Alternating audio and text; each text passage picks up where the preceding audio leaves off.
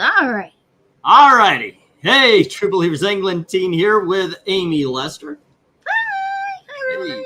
And tonight's RDV pick. We're gonna be looking at Batman Adventure. So there you go. As a matter of fact, I think tomorrow is going to be Dark Admirals, and that is Eric Powell.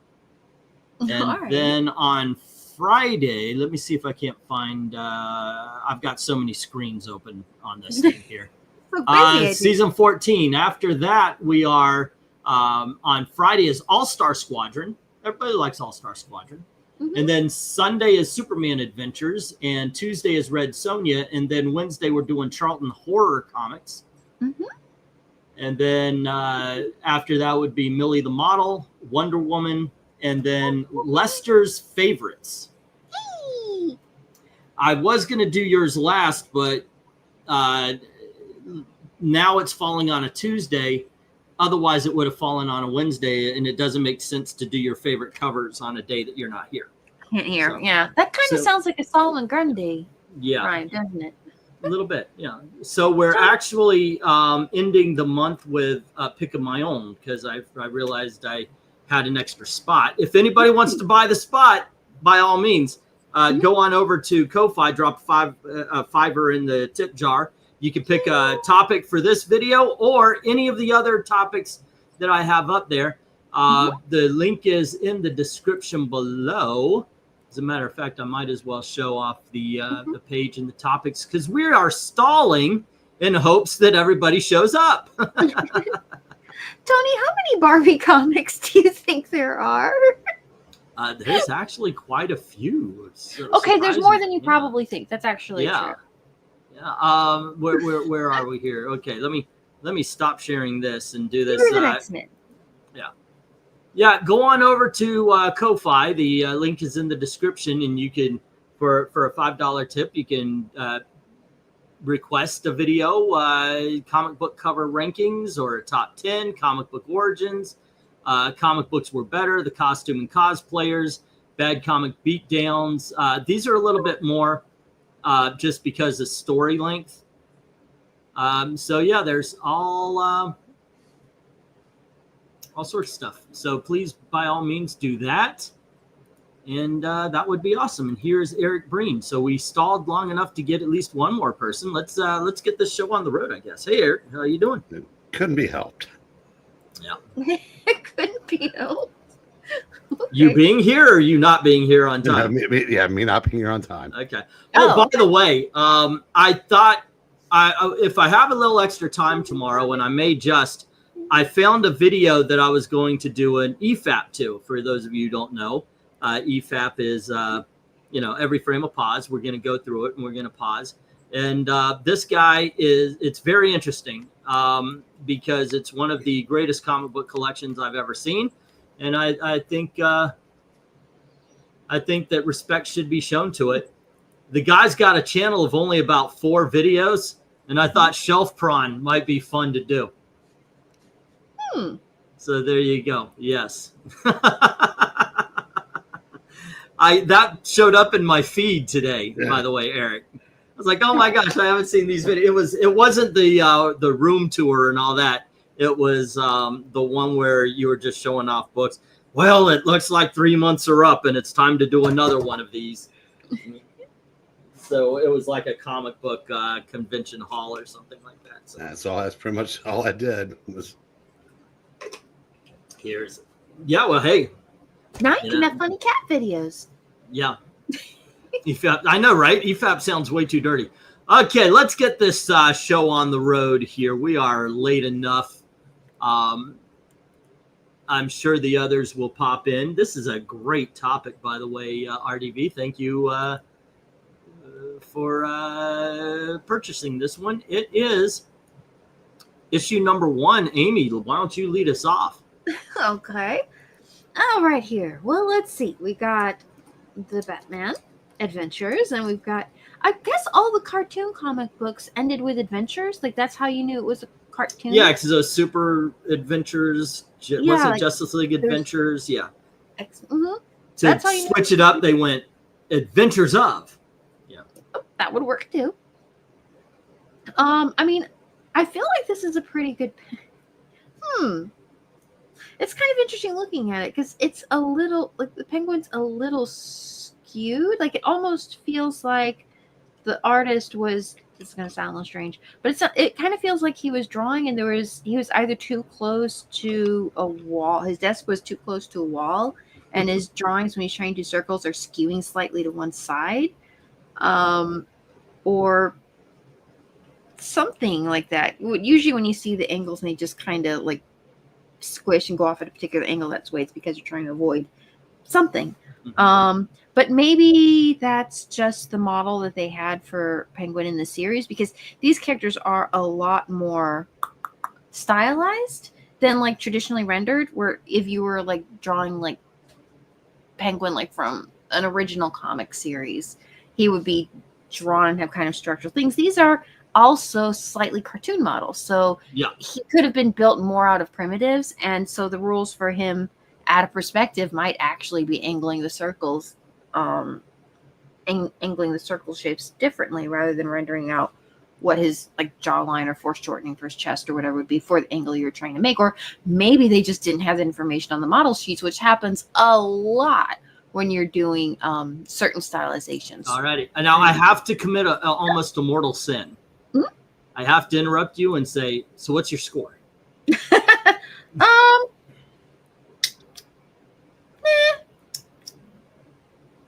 I'll probably get it accomplishes what it does really well. I'll give it a 9. Alrighty. Eric, what do you think? Hulk understood none of that. I haven't dusted that one off in a while. Amy, if you want to use my time to, finish pontificate, yeah, we could just shout out numbers. We're gonna let you do most of the talking, by the way, and the audience will love us for it. So, I'm going to agree with my comic book son and say 10. Alrighty. You do a great Penguin. So you want to tell any way? I think this is an awesome cover as well, but I'm gonna agree with Amy on this and go 9. But we will go to the chat where RDV is saying, really, we only have a few votes today. RDV is saying 10. This is an awesome cover topic, and we have less than Barbie here. Tony says it has my money and a 9. And then we have a 9 from Desert Rose. Oh, by all means, you like voices, so please. Oh, Desert Rose gives this a 9. One Slick Dude gives this a 7. Oh, gosh. Yo, okay. You can do it.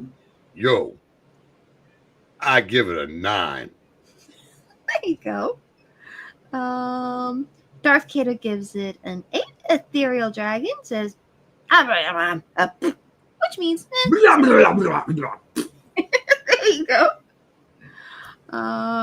And okay, right. Henry Jeremick gives this a 10 for Ozzy. And by the way, yes, rest in peace, Ozzy, man. I got Gar. I'm guessing RDV is probly finishing up his McDonald's or something right now. So Taco Bell usually. Taco Bell. He's Alrighty. Let's see. Rest in peace, Ozzy. Absolutely. I gotta tell you something, man. I was not on the computer until late in the day. I've been in and out of the house all day, and first thing I turn on, I go straight to the Twitter, and right there, the last thing in our sports ball, it's the first thing I read. It was Ozzy died, and it was like a freaking arrow through the heart. And I said in a post, my little rest in peace thing, this was completely expected. It really was. We saw him in his last appearance. He was on his way out. We all know that. And it still hurt like a bitch. I almost teared up. I really, yeah. I'm sorry. All right. He's a great artist. I'm sure he'll be missed. And all I couldn't get out of my head. Go to sleep, my little man. Alrighty. One of my favorite songs of his. Every radio station on the ride home played Ozzy tonight. R.I.P. Ozzy. Okay, I'll tell you what. Also, if you are an Ozzy Osbourne fan, and I understand not everybody was, what was your favorite song? Even if you weren't, you probably have a song that he has been associated with that you know.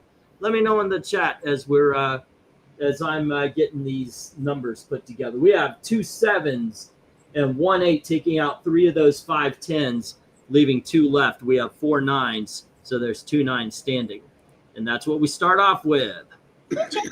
All right, good stuff. Mm-hmm. This is a great series, by the way. It's very easy and simple to read, and a lot of fun. Nice. Go for book 2, and Eric, you can lead us up. Perry Mason. I love that. By the way, one of my favorite albums of his as well. I love Perry Mason. Ghost Behind My Eyes is on the same album. Incredible. Eric, here's book 2.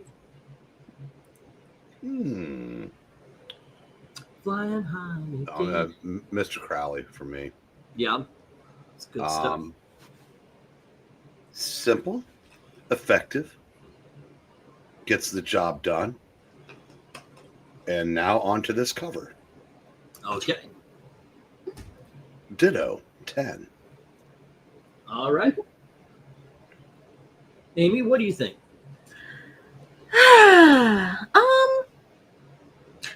The lighting is interesting in this. They do a good job with that. I'm not sure how it's so stark behind Catwoman, like exactly what the source is for that. There's a little bit of a foreshortening. Okay, Uh-oh. You know what? Yeah. A lot of the stuff they do works really well, and I really like the architecture, and it's a cool layout. Okay. Yeah. You know what? And it achieves what it sets out to do very well. I don't want to. I mean, it's at least a 9. But is it a 10? I don't know. I think it's probably a 9. All right. How about you, RDB? If she took longer, I was gonna say, "Give me your cover, right? Meow." No. I love these. These are all based off the Bruce Timm designs. I would love to see his model. And Bruce Timm worked with them on as far as this because these were a basic continuation of the show. While it's going on, it's actually companion. These are came out in 1992. Yep. Oh, okay. So this was coming out at the same time as the series. Dude, these were great growing up as a kid because I got the Batman Adventures coloring activity book. By the way, I love your excitement for this. I can hear it in your voice. No, that's just the drugs. Oh, do you have a cold? No, it's recreational. Yes. Allergies then. Yes, it does cause you to have the sniffles and my nose turns bright red. But no, I love this. This is my favorite version of Batman. 1950s setting. I can't really compare the comic books because I never read the Batman comic books, so I don't know how modernized those were or whatever. But this keeps the 1950s setting, which we got in the Batman '89 movie. And to me, I always want him in this kind of setting, in 1950s and stuff, because the gangster in the war, that's Batman to me. Okay. So it was in the 40s. So, but based off of this cover here, though, Catwoman is just a little weird. You know, that pose. She didn't skip leg day. On one leg. No, but yeah, overall, I'm giving this a 10. All right. I'm gonna spend 2 minutes talking about it just to say 10, like Amy. And you know what? I do too. I love the lighting on this. You're the dynamic pose. You're getting a light from a higher building. Okay. And there has been established that there's 2 things that could be going on. 1, it could be one of the blimps, or 2, there is like a what do you call it? Lighthouse. And they're also in Europe too, so that's why you get the architecture. Oh, okay. Well, there you go. Oh, this isn't Gotham? Yeah, so I didn't know that, but yeah, I do love the lighting on this. I think that carries it. Once again, it's little, it's yellow, it's simple and effective. So I give it a 10. Let's get to the chat. And I did a recording of this with Marania reading this. Oh yeah, nice. Let's see. Before we get to the scores, "Flying High Again," "Mama, I'm Coming Home," which is absolutely my favorite Ozzy Osbourne song. I love "Flying High Again" as well. "Goodbye to Romance," man, straight off of Blizzard of Oz. That's such a great. All I heard about Ozzy Osbourne when I heard "Goodbye to Romance," it was a slap in the face. I didn't think he did songs like that. "Crazy Train," awesome. Everybody knows too many aces to be able to pick just one song. "Man Up, Henry Jeremick." Let's hear it. Or then pick 2 or 3. What was it? Cry Forever. If I get, what was the one crying or Live Forever? What was it doing? He did with the girl? Oh, "Close My Eyes" with Lita Ford. Lita Ford. Ah. Yeah. All righty, let's get to the chat, and Ethereal leads us off. Okay. Oh, here we go. Yeah, Ethereal Dragon is starting us off with a 8, and a little Rhaegar. Coming in with an 8. And one Slick Dude is following that up with a 7. Oh, and Darth Kato says 10. Now this is a great cover. Is it Meowie? I bet it's Meowie. A lot of them, I don't consider Ozzy's songs. I could consider them to be Black Sabbath songs. Mm. Yeah, Ozzy sang them though. They're great though. But Well, it's just. So if you're going by his song, we're going to accept it because if you're going to say all about celebration. I know, but if you're going to say his songs, that'd be a solo career. Yeah. Tony Hayes gives this an 8. And Desert Rose gives this a 9. Jay Lucian got a new dog. Congrats, bro. He said, "Do I want comic books or do I want to have a dog?" He said, "I'll get a dog." So he said, "I'll be reading online like Ingleton for well." There you go. But he is at a 9. And hey, since I was replaced by Eric Breen, why don't you read this off, buddy? Really? I was showing a friend my pet monster. Do you remember that show? I told Amy about it last year. Mm-hmm. They're bringing the plush back. My favorite Ozzy song was "Crazy Train." He bit a bat's head and dove. 9. Okay, here's the thing. I saw him in an interview, and he said that he was doing a concert. Somebody threw what he thought was a fake rubber bat, which, by the way, you find them at every Halloween. He thought it was fake because who the brings a bat to a concert? And he put it in his mouth and bah, and didn't even know it was a live bat until the blood started speeding. To be too fair, he was so high he couldn't tell. Probably so, but yeah. And he's right. Who the hell brings a live bat to a rock concert? Who brings a shoe? Honestly, who throws a shoe? All righty, RDV, let's go for book 3.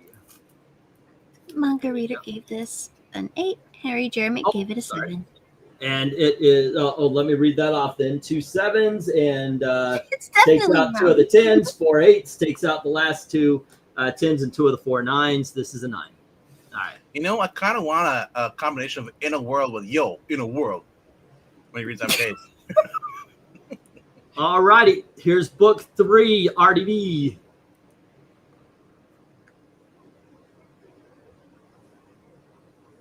Ten. All right. I mean, classic Joker from the animated series, the big grin, cheesy grin. This is the Joker that scares me more than the comic books. This is the one that will actually just straight up pure evil. Okay. And how about you, Amy? Yeah, I think this addresses a lot of the issues that the previous one has kind of had. I feel like whoever it is they've got doing the art for this had to be hard because this was a comic book artist coming off of probably something like a comic book and trying to incorporate animated series character sheets into their technique. And I think he's starting to hit a stride, or maybe it's a different artist, for how you fuse the primitive shapes in with the render technique. And overall, I'd say the layout works pretty good here. I might change a couple of things, but not much. This is pretty well done, I would say. Yeah, this is cool. I'll give this a 10. Alrighty. Eric, what do you think? I'm sorry. I'm going to give this one a 10. Eat your heart out, Mr. Miracle. And I agree. So let's get to the chat. Where let's see. Diary of a Madman, says Henry. You can't kill rock and roll, flying high again, bark at the moon, all great songs. Revelation, Mother Earth, great song. No More Tears, underrated. I Don't Know, Believer. Scream, by the way, is a great song from an album nobody mentions ever. So this is Ty Templeton doing the cover. I think he did most of them. Nice. Yeah, he did he did pretty much all of them. All right, and let's get to the chat where Jay starts us off. Yeah. All right. And Jay is starting us off with a well-deserved 10. Tony Hayes is backing him up with a 9. Very respectable. Rhaegar says Joker doesn't look evil here. He looks like very happy. Look at his eyes, bro. Very happy. He's deranged. Yeah, that's kind of his. It's an evil smile. If you're coming off the rails on a crazy train, Going does that off the make rails, any but yeah. sense? Yeah. Yeah, you're going off the rails on a crazy train. See, I thought that song was about people stuck in a train and did derails in Philadelphia. Maybe it means coming to your senses. In which case, he is not. Actually, But whatever the case, whole song is Ethereal about drugs. Dragon gives us a 9. And Desert Rose gives it a 10. To be fair, that whole song I always thought about is a guy coming down from drinking off of acid. Ooh. Acid rock. Mhm. You give who was last? We're up to the Desert Rose, yeah. Okay. One's like, dude, 7. All right. What does Darth Katao say? Darth Katao. That sounds like a kind of chocolate. Katao. Darth Kato says this is a meowie 10. I added the meowie part, but I bet it's pretty meowie. I'm sure he meows all the time. Rhaegar saying 10. And I love comics saying as a Republican, stop if you haven't voted. Unless you haven't voted, but no. As everyone else would be like, no, we're gonna vote afterwards. Henry says. That's good. Henry says book 3. In a world where this is a 9. 9. It just kind of stops. MKF 30. Do you want to read that, Breen, or should I? Go ahead. Oh, well, it's a Joker cover. Did you want to you keep muting. So. Oh, what's fault or having food? Yes. At the same MKF time. 30 says, this song gives me the chain vibes, and I'll say 10. And also, what's better? The chain? Oh, Rhiannon. What? Rhiannon. Oh, from and the chain. What's the chain from? Fleetwood Mac. The chain will keep us together. Oh, Rhiannon. The Jackson Riker gives us an 8. Jay says, Jackson. Well, yeah. When did they start doing Ozzy Fest? Was that 1999? When did that start? Translated from Meows. I thought that was the 90s, wasn't it? Yeah, I thought. Well, either that or yeah, it was in the 90s. Well, Tony says he was there. So, All right. 1999. Tony says a lot of things. Not all of them are true. Like, Again, that's all the numbers. I'm glad you've enjoyed the book. And if we you have a number for this cover, go ahead and post it in the chat. We have 1 7, 2 8s, and 3 9s taking on 9 10s. You got Larkbird's 10? Say again. Did you get Lark Bark's 10? Lark Bark came in. Who is? Yep. Right at the minute and said, hey, I really love these comics, and this cover's a 10. Okay, so it's 12 or 10 10s. All right, cool. All right, let's go for book 4. I guess this time it's my turn, and this is what So book was that 4 book looks 10? like. Yeah. Okay. All righty. Oh, man. I like the way Robin's face looks weird, but Robin's face just got punched. Mm-hmm. And Batman is about to apparently join in the fight and knock Robin out. I mean, he doesn't look like he's aiming for the thieves. He looks like he's aiming for Robin. Of course, we see Archie back there stealing a TV. Everybody's getting free TV. Mm-hmm. All righty. I don't know. I dig this one. I'm going to give this one a 9. All righty, Amy, what do you think? Well, my first thought when I'm looking at this is Robin's a little bit too tall. Okay. But the thug characters are kind of hunched over a little. So they're probably, if they were standing up next to each other, the height would be about right. So I think it's pretty well rendered. But any of that to one side, this is just a genuinely cool composition. The action part is kind of in the middle, is well done. Batman's off to the side. There's no real head stacking to speak of. The environment is well rendered. You can see enough of the little buildings in the background that you can tell where it's set and what's happening. Archie there running off with the TV is hysterical. And the colors are really nice with some good effects and environmental things like smoke. Overall, as a composition, I really do think this is very well done. I will give it a 10. All righty. Eric. He's eating. Well, first thing I noticed was Robin looks way too big. Okay. So I agree with Amy on that. Then I looked behind them and saw some of Amy's work, and I said, "Oh dear, I thought it was just forest fires." There's no forest. I want to point out though, this is adult Robin. This isn't 14-year-old Robin. This is adult Robin getting ready to become Nightwing. Yeah, but he still looks. And they're all hunched over, all being the guys Yeah, behind him. he still looks big. Wait, is this actually supposed to not be normal Robin? But This isn't the younger Robin. This is Dick Grayson, older Robin. Because okay, so you're not teasing me about that. You're serious. This is supposed to be an older. No. And when I say older, I mean like he's still in his late teens. But just saying he's almost, because by a couple years later they did Batman's Sub-Zero, and he becomes Nightwing. Well, I knew he had to be older because he's got tights and not, he doesn't have the Speedo anymore. Pixie boots and a Speedo. But again, for what this is, I'm not sure where Batman started his leap, but that's okay. I'm sure it's probably fine. It's fine. Yeah. Robin's going to break his fall, probably. Robin's not getting out of that half Nelson. Look at the size of that dude's forearm. Yeah, look to the side of Robin, his beady little head. This is a 10. All righty. You want to love about the 90s? Whenever they're riot, people are carrying those heavy freaking tube TVs. Yep. But you can't get one that's too big, right? Because there's no way you could carry. Yeah, but those are at best a 10-inch TV at the time. Oh, those aren't the huge ones. These aren't the 26. You get when you got up to something huge like a 14-inch TV. Yeah, it was way too heavy. Growing up, I had a 28-inch TV in my room, and that thing was a Panasonic, and it was bulky. Yep. Mm-hmm. I have a 19-inch TV sitting on the floor in one of my rooms upstairs, so I literally cannot bring down.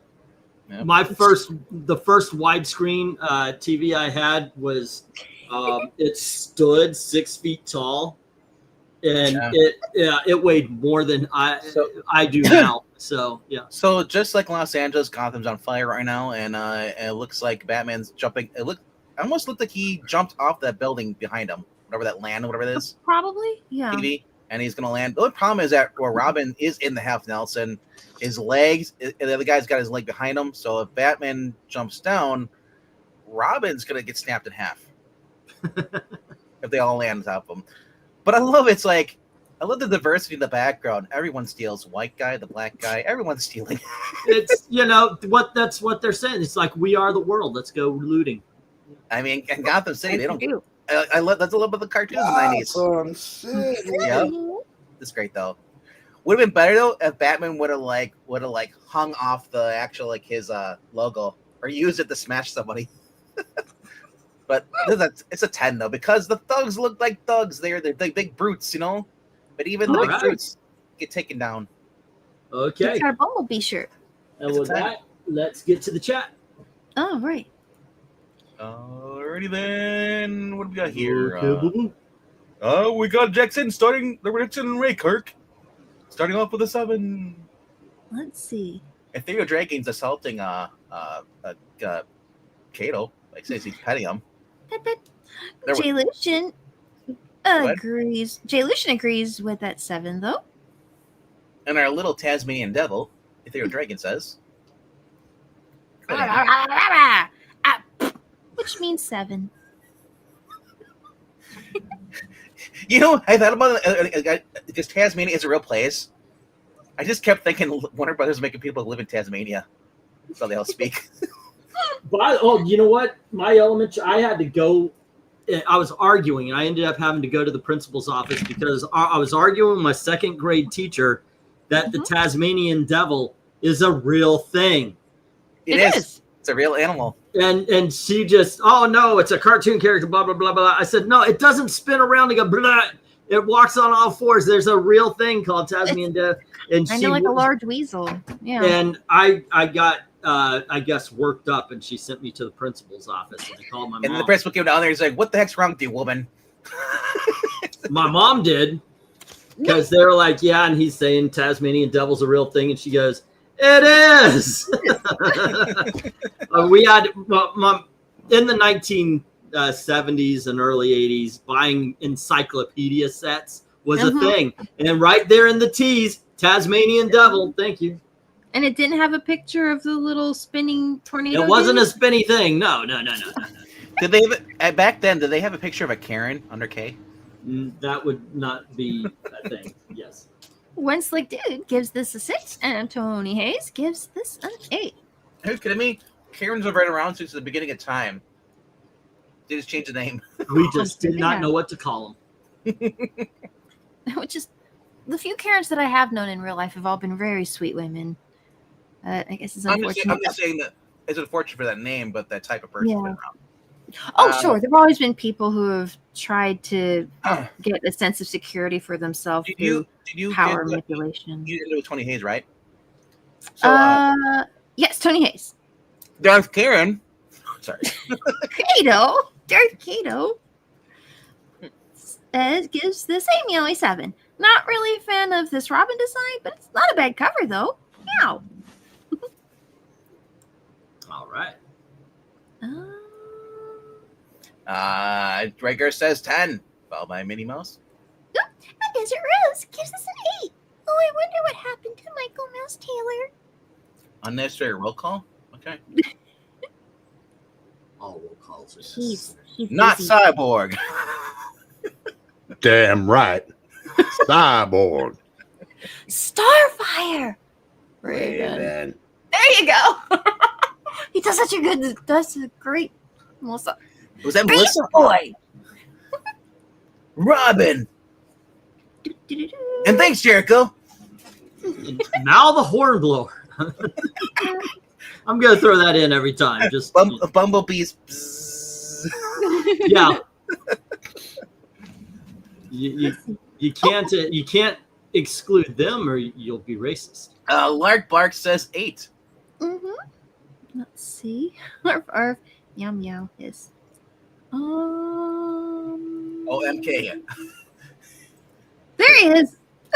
Yo, like in a world, where I read my Mortal Kombat 2 Red Band trailer, but I read that it broke at 105 million views in under 24 hours, breaking the first MK 2021 Deadpool and Suicide Squad Red Band trailers. Previous record was 58 million. Yo, I give this a cover though, 8 though. The previous record wasn't 58 million and 8. That would be really specific. I'll not understand any of that. Ethereal Dragon. I'm going to read this as Ethereal Dragon. Okay. You was gone. No, so basically, I had the hee-haw twist. The previous record, apparently trailers get a lot of views, and this is basically like a way more than Deadpool Suicide Squad, which is the leading for record for trailers. Okay. Views. And by the way, good hee-haw reference. But you know what that means to me? You know that proves to me that Cole Young's dying in this movie. That's why everybody is watching the second one. They won't have the original character. I'm fake Sub-Zero. Did I put the stop up? Yes, I did. Okay, so here's the numbers. Henry says 8. So does Clint. He said, yeah, Robin is too big. It's an 8. Clint, I don't love you, says 8. And that's it. Okay, 1-6 takes out one of those 5 10s. 4 7s takes out the rest. Then we have 6 8s taking out that 1 9. And this is an 8. I want Mortal Wombat. Who wouldn't? Mortal Wombat. Reach! Oh, is there a little capybara in there too someplace? Oh. And a dingo. All right, let's on a ball, go for book 5. There we go. And this is book 5. That is Amy. Oh, really? Okay. All right, now this is looking a little better to me. I mean, the head shape is a little... Well, it's probably a stylistic choice. The hairstyle 90s totally. Right. You know, because this was like Tim Lim's... Is it Tim Lim? Is that the artist's name? No. Yes. Oh. Well, he's an Asian, so they're all Tim Lim. So I accept Templeton. Templeton. Okay. He just kind of started this. Is it supposed to? Oh yeah, that's right. You can't read inside of a dream, so I guess that's why it's all nonsense. But this cover is inside Templeton. This is Mike Perovic and Rick Burchett. Ah. So but you were right through the dream though, because you gotta remember the Scarecrow. Scarecrow gives you a fear gas, makes you see things, hallucinate. Right. So nothing looks quite right. That could be a way to kind of clue you into what's going on. So maybe Robin, who's really hooked on phonics, they took his phonics away. Now he's freaking out because he can't read. No. I need my phonics back. None of these make sense. Super freaking I don't even know what phonics. Aluzinx is. I bet the letters was just kind of like slowly shaking his head at them. Like, what are letters I don't get to do nearly enough? Or he shipped them to Europe. I can't read this. Could be any of those things. I know. But it's a really cool composition. I love the small figure, the large kind of looming face shape. Robin's overall his pose, and I think his kind of his line of movement and his overall I'm gonna say his overall silhouette reads nicely. His limbs seem pretty well proportioned. I've seen a lot of that going a little one way or the other, and some decent compression folds on his, I don't know if you call it a tunic, but it's nice to see that kind of cleaning itself up. Interesting upshot on his head too. Rendering the underside of a chin can be difficult when you're doing a full render, and in something like this, it can be next to impossible. So they did a good job. Yeah, I'll give this a 10. For context, Scarecrow created this dyslexum device that makes everybody dyslexic in Gotham City. No, I remember that episode. Alrighty, Eric, what do you think? I'm still living it. So he made a device that made everybody run around and insult Lex. Mm-hmm. Yes. You got a and nobody's really creative to. They just go, "You're bald." If I had a nickel.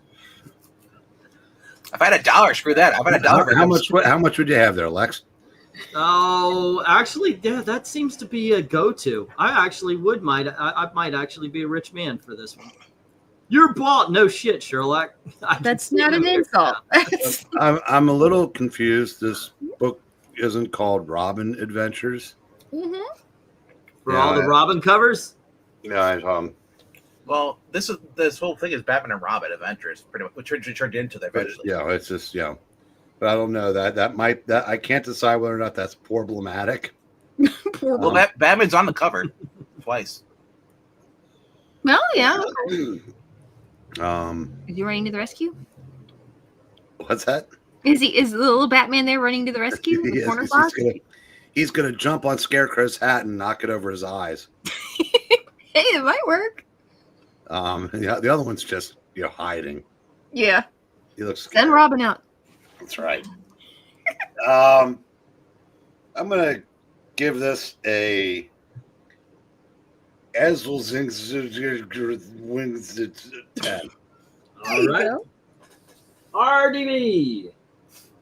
I'm not too put off this because the fact it's Robin on the cover, because a lot of series do this. They actually have other characters be centric because it is a dynamic duo. I just wanted to say problematic.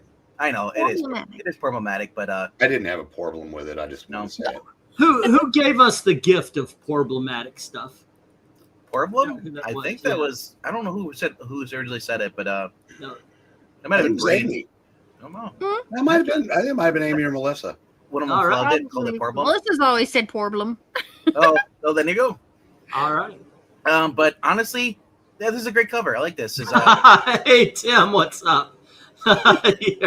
All Asians are Tim Lim. hey Tim, do you take commissions? Because I really need a Vampirilla version of Common America. That's That'd be funny. great. Welcome. But yeah, this is a 10. I love this. This is great. And as a kid or even a teenager or in your 20s who were watching this Batman series when it came on, you were reading this as a companion, and it really didn't go into kid book. It actually had the same kind of feeling, but because I believe Kelly Puckett really he captured. Actually, no, yeah, actually no. This wasn't. This is Kelly Puckett with Martin Pascal. But it really kept the same vibe of that, and they were really back then. The Batman office, they really made sure everything was up to par. So what do you score on this one? A 10, nice, yeah. All right, let's go to the chat. I give it a Tim Lim 10.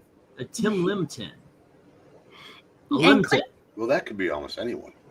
You know, Tim, if you want to come on and just belittle Angleton, you're always welcome to. We'll give you a link.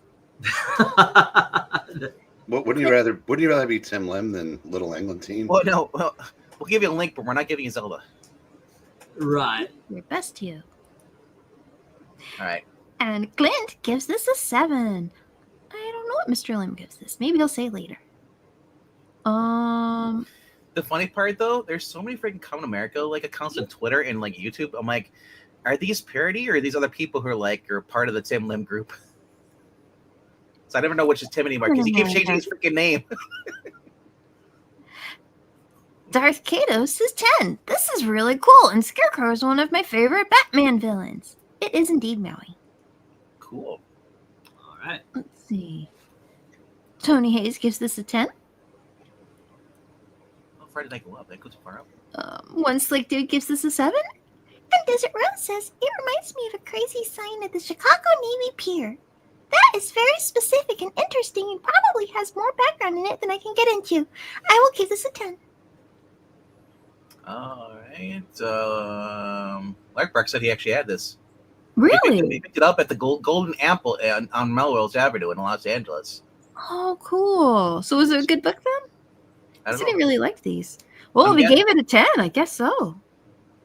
Well, here's the funny about this. He could have picked it up recently, or he picked it up when it came out. Lark Bark gives it 10 though. Raker 10. Wow, Ethereal Draken.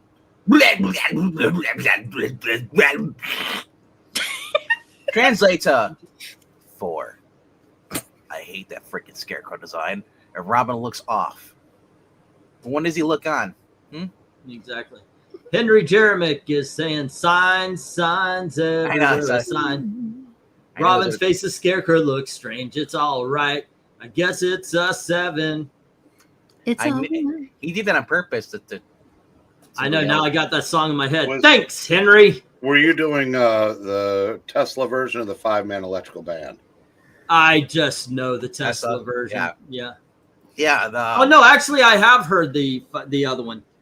I only know the Elon Musk version. Nothing else. And MKF says, "Yo, so tell me, in this world, whose hatred is stronger? You guys think Lex Luthor hated Superman, or you Bob Thawne hated Flash? Totally not Cyborg. I'd go with Eobard because Lex Luthor knows enough to work with a Superman when he needs to. Thawne actually took over Barry Allen's body in the Josh run. Is that Reverse Flash or something? Yeah, Reverse Flash. Yeah, okay. He in his time he wanted to be like the Flash, but Flash rejected him, and he didn't want a sidekick, so he became evil. He devoted his life to being the reverse of it. So he went travel in time, and he actually got. And I'm not sure if that was just the show or the comics when they did that. Yeah, that was a retcon. Originally, he was just straight up bad guy. Have a good night, One Slick. One Slick's not feeling the Batman adventure covers. Who had a penchant for killing Barry Allen's wives. But you're feeling okay, right? Yeah. He said that this cover ranking is a little bit boring. He's not. I hope it's because of the covers, not because of us. But there you go. All right. Well, have a good night. Well, that's a choice. It's a chance you make when you let people pick covers. So not everybody's gonna like everything, and that's okay. I'm not disrespecting. Are you kidding me? I don't.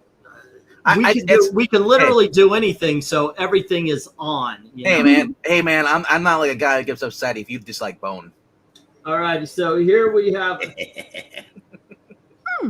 Okay, so you know what? Fuck it, I'm changing the last one to Bone.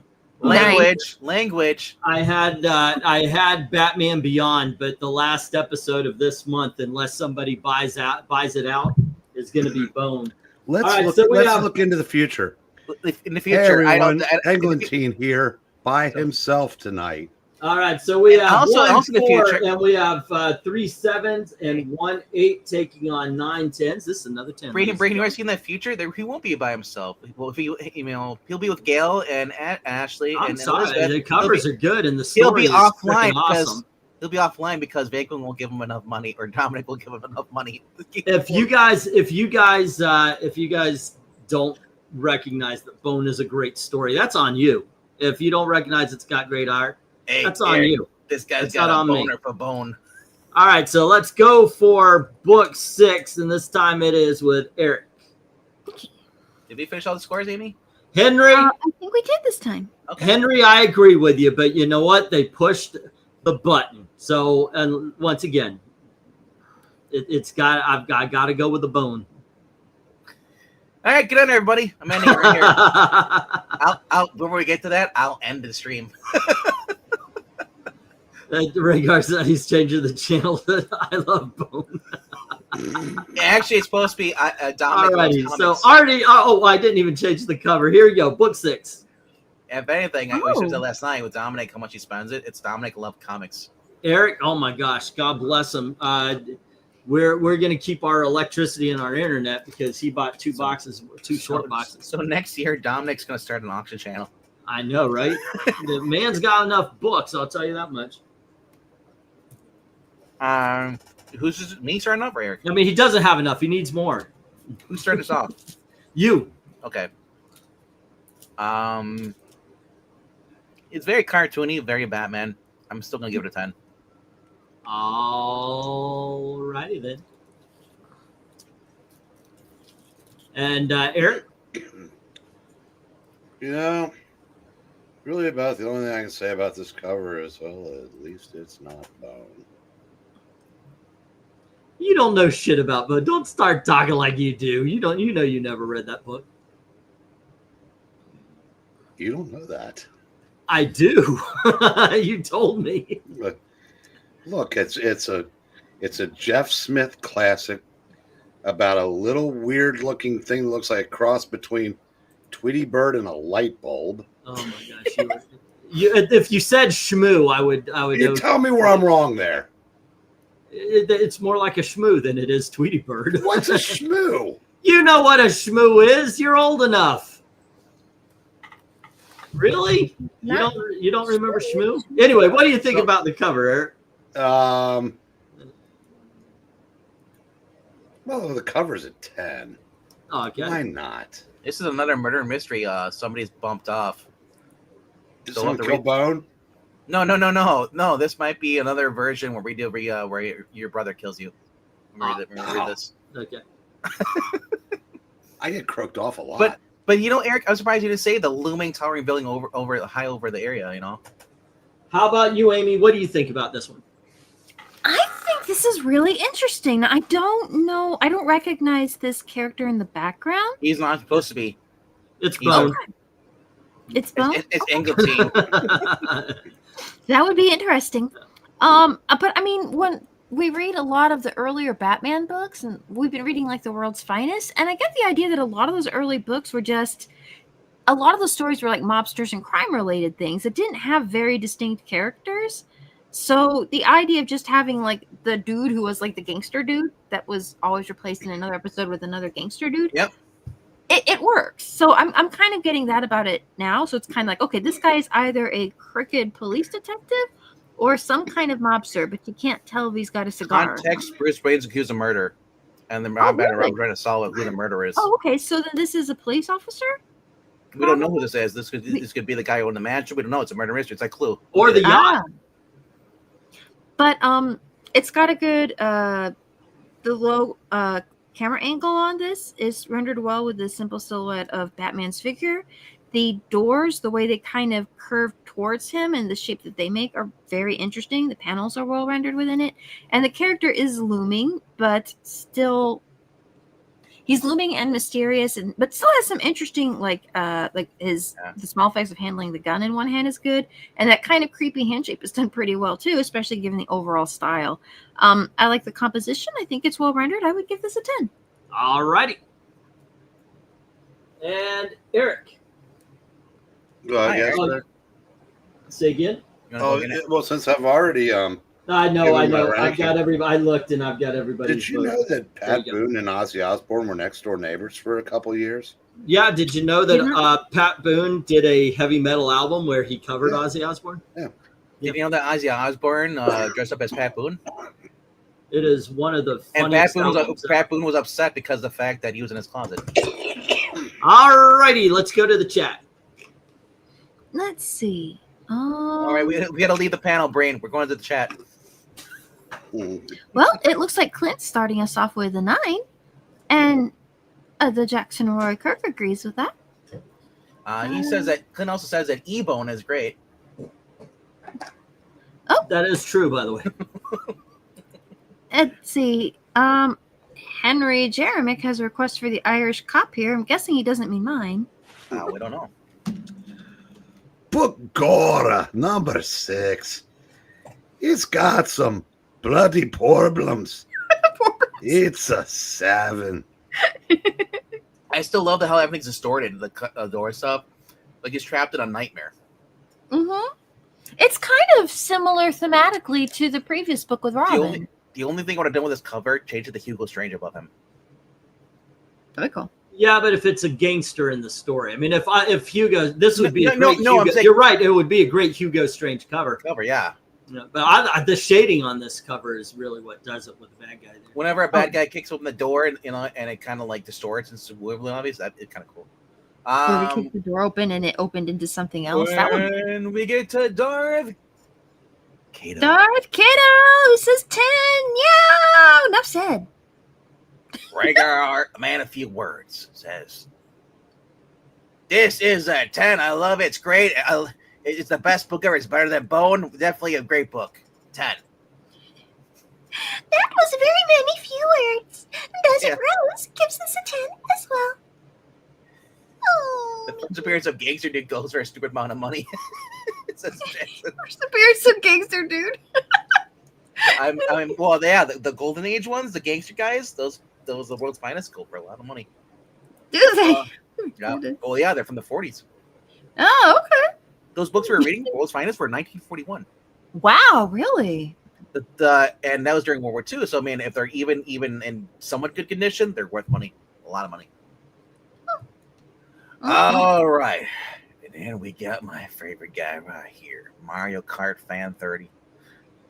He says, "A smoohoo, what? Shmoo? A shmoo. That was the cartoon character.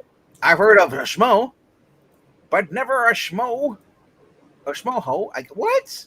And which is better than Taxi? The Cosby Show? But yeah, Taxi or Cosby Show? He's asking. Also, this is a shmoo. Al Cap's shmoo. Al Cap did, I believe, also Lil Abner or something. Oh, I thought shmoo was a term for somebody. I know it's schmo, but a shmoo. Or was that when you have a bunch of schmoes? You can call them schmoos. A collective of schmoos. But R.I.P. though. This is Bone. R.I.P. Jamal Warner. Yeah, man, Jamal got buried by Ozzy Osbourne today. I mean, everybody was talking about his death, and then Ozzy Osbourne died, and it was like. I think to be fair, Ozzy is more known than Jamal Warner. So, but my thing is, who's next? Going threes. Ethereal Dragon gives us an 8. And you were correct when you said we all knew Ozzy was gonna die. So we saw the concert stuff. You know, it wasn't whether it was a year or a couple months, whatever. He looked horrible, and you know. And just before I get out of the topic, I'll say that I'm not really looking forward to Mick Jagger or any of the Stones. Like I said, Keith Richards going to live to like 200 years old. He'll be the only one that survives. Yeah, he's chemically preserved. He already has. All righty, so we got 1 7 and 1 8, 3 9s, and that is taking on 7 10s. Yeah. Taxi. I watched a few episodes. I liked it. Cosby Show. That's what I think I watched part of an episode. I like Family Matters more. But then again, I grew up with Family Matters, so but Cosby Show, if I would have grown up in the 80s watching it as a teenager, I'd probably have more of a liking it. Cosby, though, I didn't like Cosby on that show. I would have watched. All righty, RDV, here's book 7.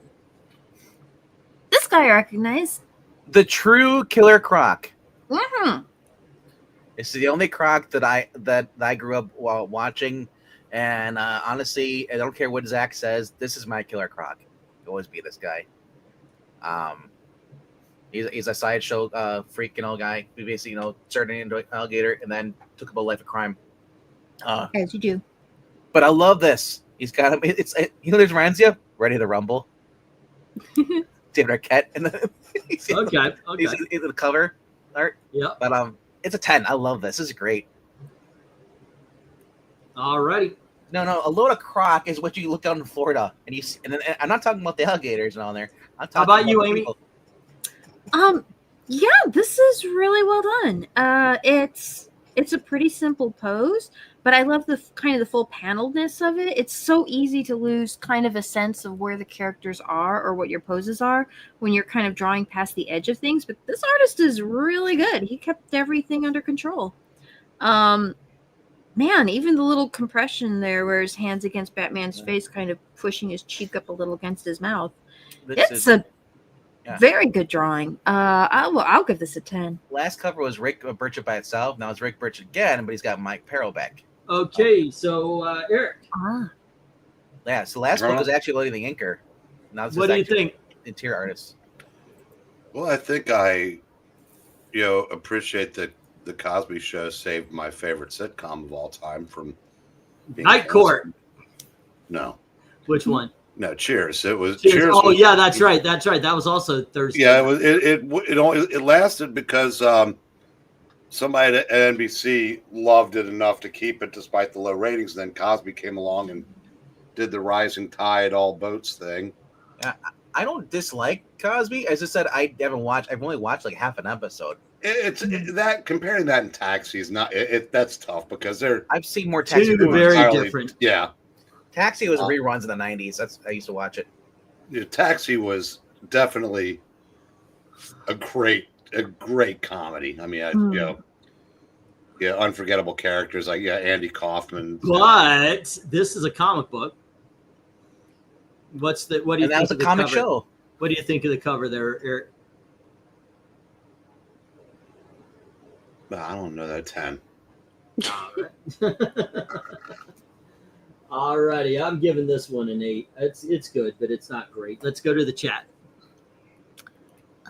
You rushed me along just so you could poop on our 10s. I said we're taking forever with only 4 people on the panel. That's what Gail said. And it's talking, and we're talking way too. I mean, if y'all want to turn this off and do a TV thing, okay. But okay, guys, we're very easily distracted where we're talking 10 minutes about TV show. Let's go. Oh wow, welcome back, Cotter. Yeah. Oh, sorry. I thought this was Easy E. Apparently, we need to go hang out with Easy Reader. I'm okay with talking, but we do have to move the show along. Come on, man. We're all right. Quiet. An hour here. Rhaegar says 10. Jackson says 10. Theo Drake, we can't understand him, but it comes out to 8. If you want to read things off like that, don't. That's Farrah my Fawcett, job to move things along. Come on. Getting back to the TV show and deaths, Farrah Fawcett said barely died and was buried by Michael Jackson. Same day. Yeah. That happens. But Amy, what does the cat say? I was Kato says, meow, meow, meow, meow, meow, meow, meow, meow, 10, which translates 10. It was at that moment that Batman regretted not bringing his Taco Bell.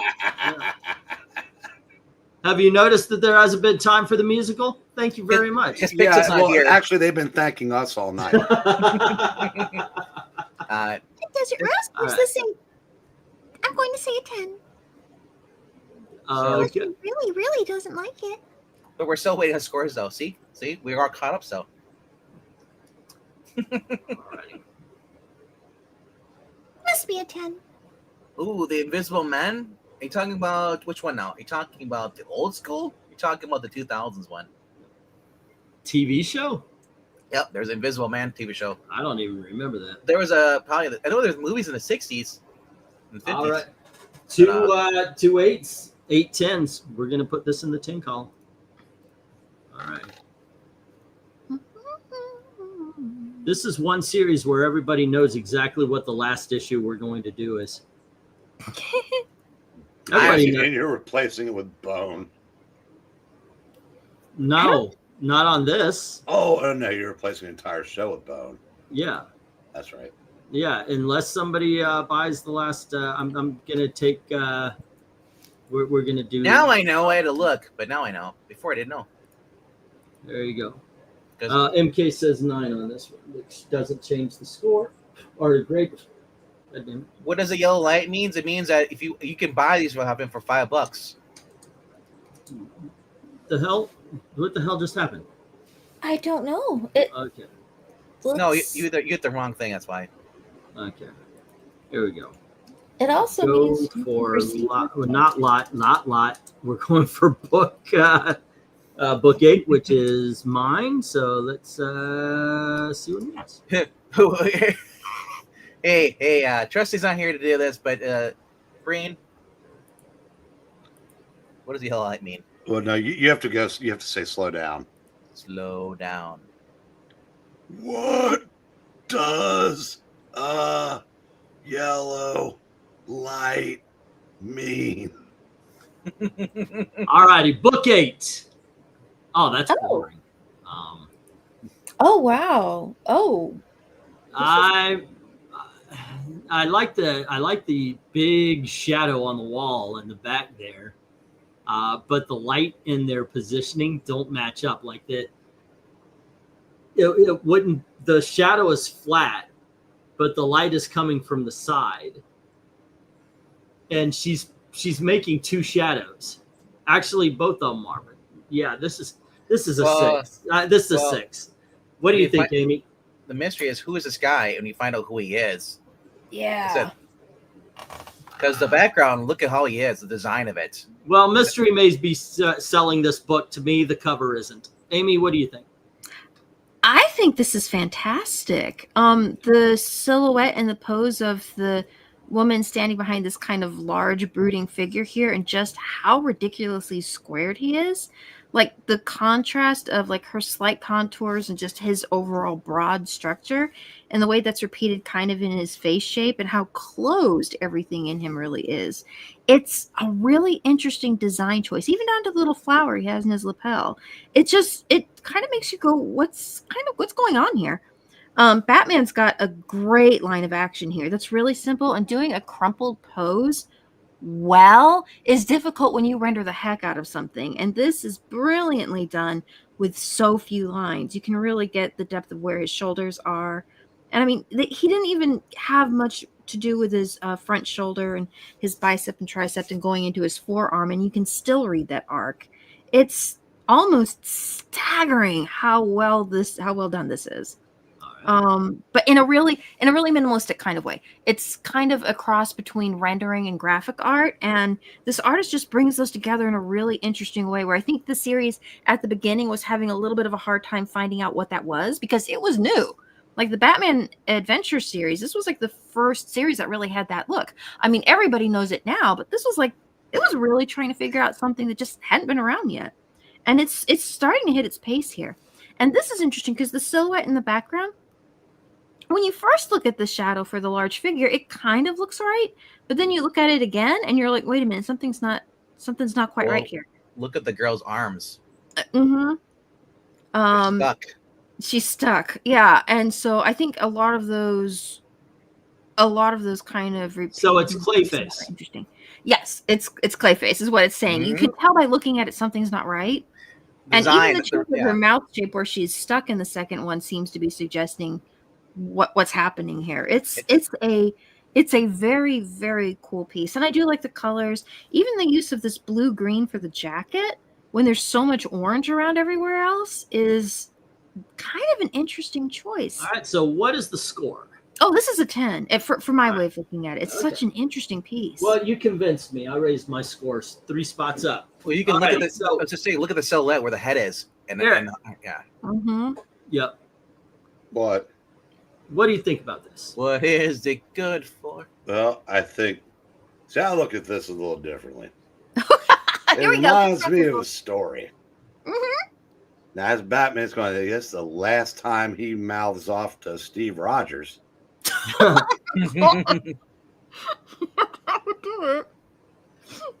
Yep.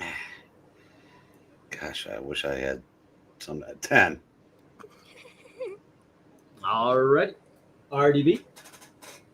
Honestly, the first thing that popped when I saw this, I looked at the silhouette, I looked at the design of the head, I like how it's just rippled on the arm stuff. It's not a perfect silhouette. It's kind of like muddy color. And then she's holding on his arm, but then you see her, she's actually stuck. She keeps trying to pull herself out. She can't. And Batman's bruised. And this guy's smirking, and his design, everything. He looks like Matt Hogan before he turned into the Clayface. Right. Yeah, it's great. It's the 10. All right. I'm excited to read it. I want to read it now. I love Clayface stories. They're so great. His stories can be tragic, but genuinely scary. He's like a threatening character, but you still also are kind of like This is not the Clayface from the original from the Golden Age. This is the Clayface they took from the 80s. They brought him in. He's the actor who was turned into this. Right, because let's get to the chat. Sorry. Finish your thought, Amy, please.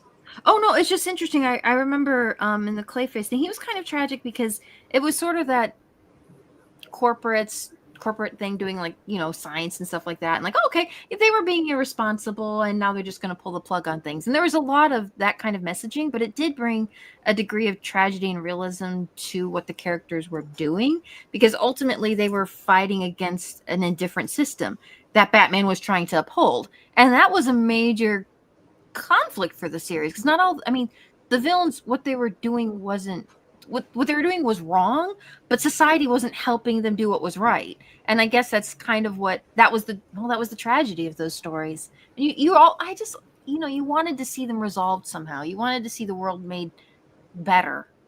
But yeah, anyway, it was very interesting stories. And I'm sorry. No, it's okay. To the chat. It looks like Jackson Roykirk is starting us off with a 5. Hey, Crazy Hungarian! Ray Kirk. We call him Ray Kirk on the channel because he flubbed his name so many times. For a year before he corrected me, yes. Yeah, but Crazy Hungarian with a 7. Are you charging us to rank these now? What? Desert Rose gives us an 8. If I gotta pay $5 a ranking, I gotta go roll some quarters. No. He's saying if you want to, it's $5 if you want to choose your own ranking. Oh. Darth Kato says 7. Mystery. Talk to this book over with me. But you got to go to the Ko-Fi link, which is not pinned in the chat. It's in the description. I keep forgetting the freaking thing. All righty. Ethereal Dragon gives this an 8 with a great more than that. If you're gonna shill all the way. Don't half shill. Are we heroes on the half shill? No. Turtle power. No, if you only half shill, then you just get ill. All right, Rhaegar with a 9. Looks like Jackson's got a smiley face and he's got some wine champagne drinks. Let's... All right. MKF 30 though says, "Yo, which movie was better, V? For Vendetta or Logan?" Logan.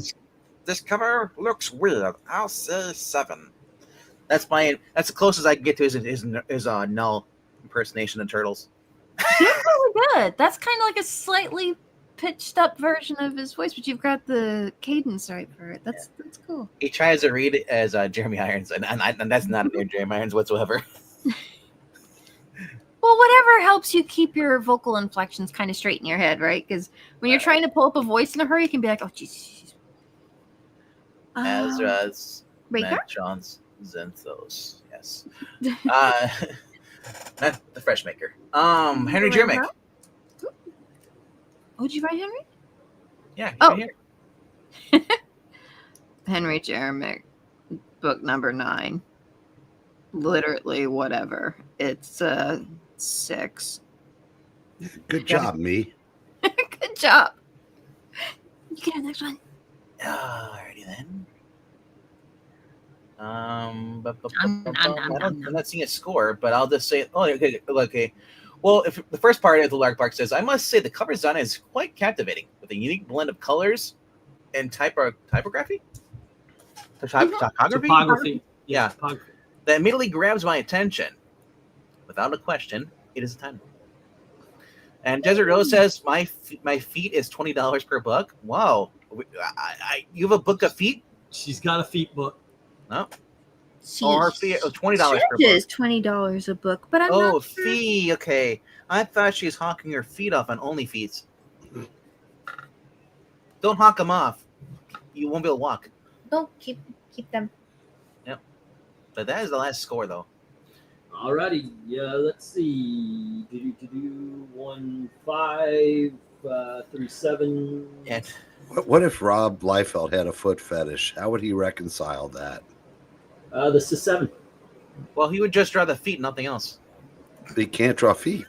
No, I know what I mean, though. It'd be the opposite. If he had a feet, he would just draw the feet. He would lie and say, I'm just keeping my fetish to myself. No, but that's the great thing about StreamYard. You can try to delete your mistakes, but they stay there with us. We can read them. Yep. Let's see. This one is go for book 9, and Amy's going to lead us off on this one.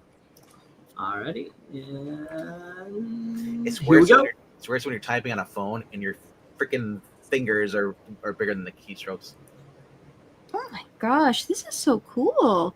I love these environments. It's like they're like kind of overly compact, but I love kind of the chaotic busyness of it. It's a nice contrast to the angle of the car here that's turning a little too fast. It's, oh my gosh, it's so cool. Get fire. That's a great render of a fire.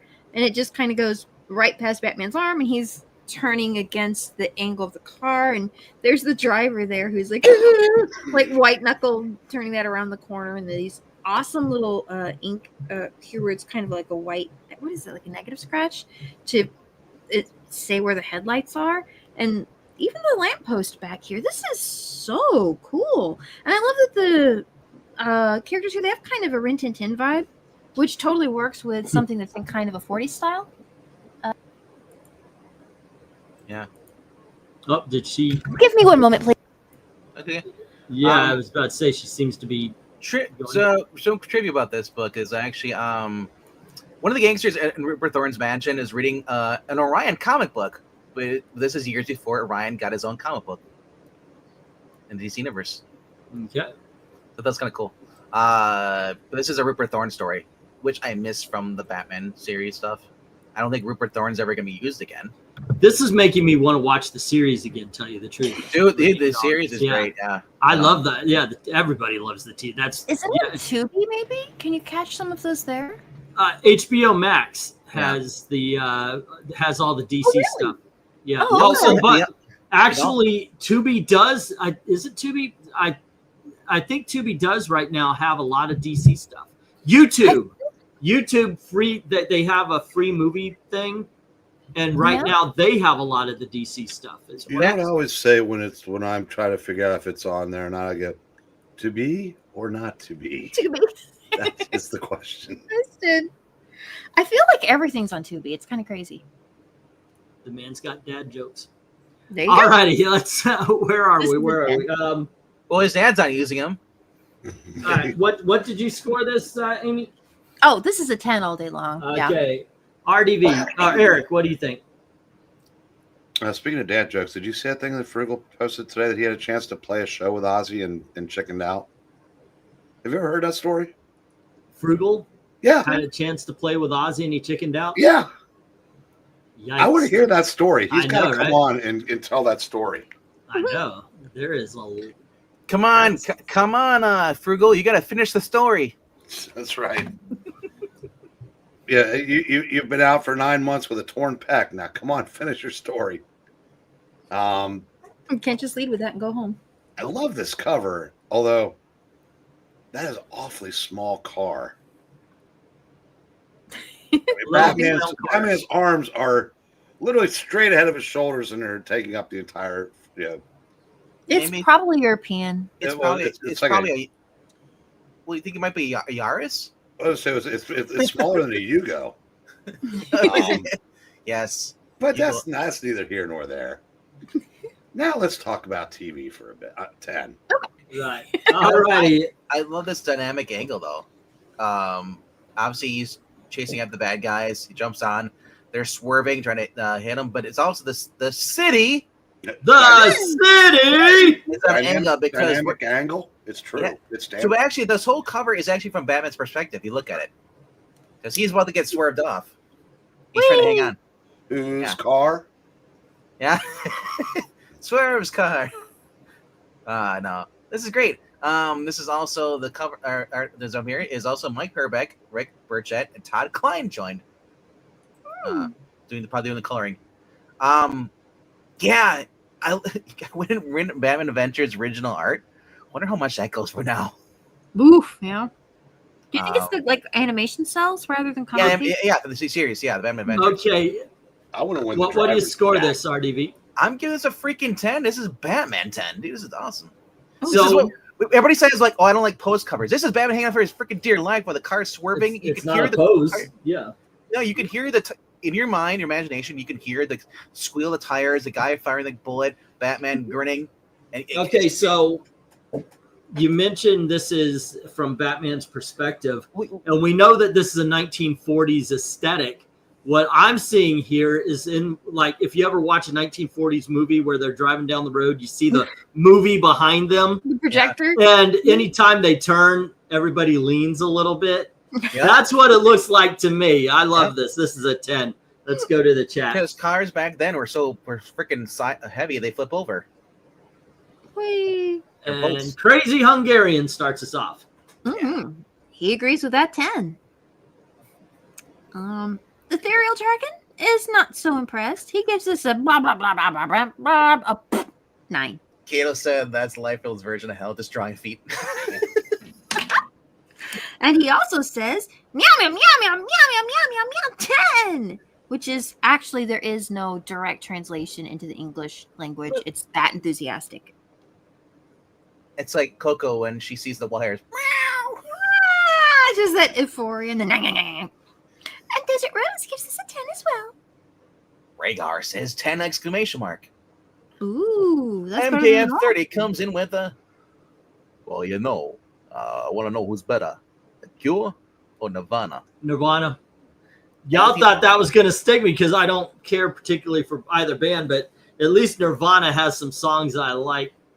I continue to see before I was interrupted. Engeltein's favorite, smiley face. And I'll say 10. Yo. Also, I use Jeremy Irons as a foundation for Null, but Venkman's version is like Jeremy Irons and Krang having a baby. It is, yeah, I know. Yes, that's me, Krang, as Jeremy Irons. That's interesting. All right. Ethereal Dragon said he finished watching Gem on Tubi. Cool. Oh, fun. Batman kicks Dick Tracy's ass up and down the street every day, twice on Tuesday. I don't know.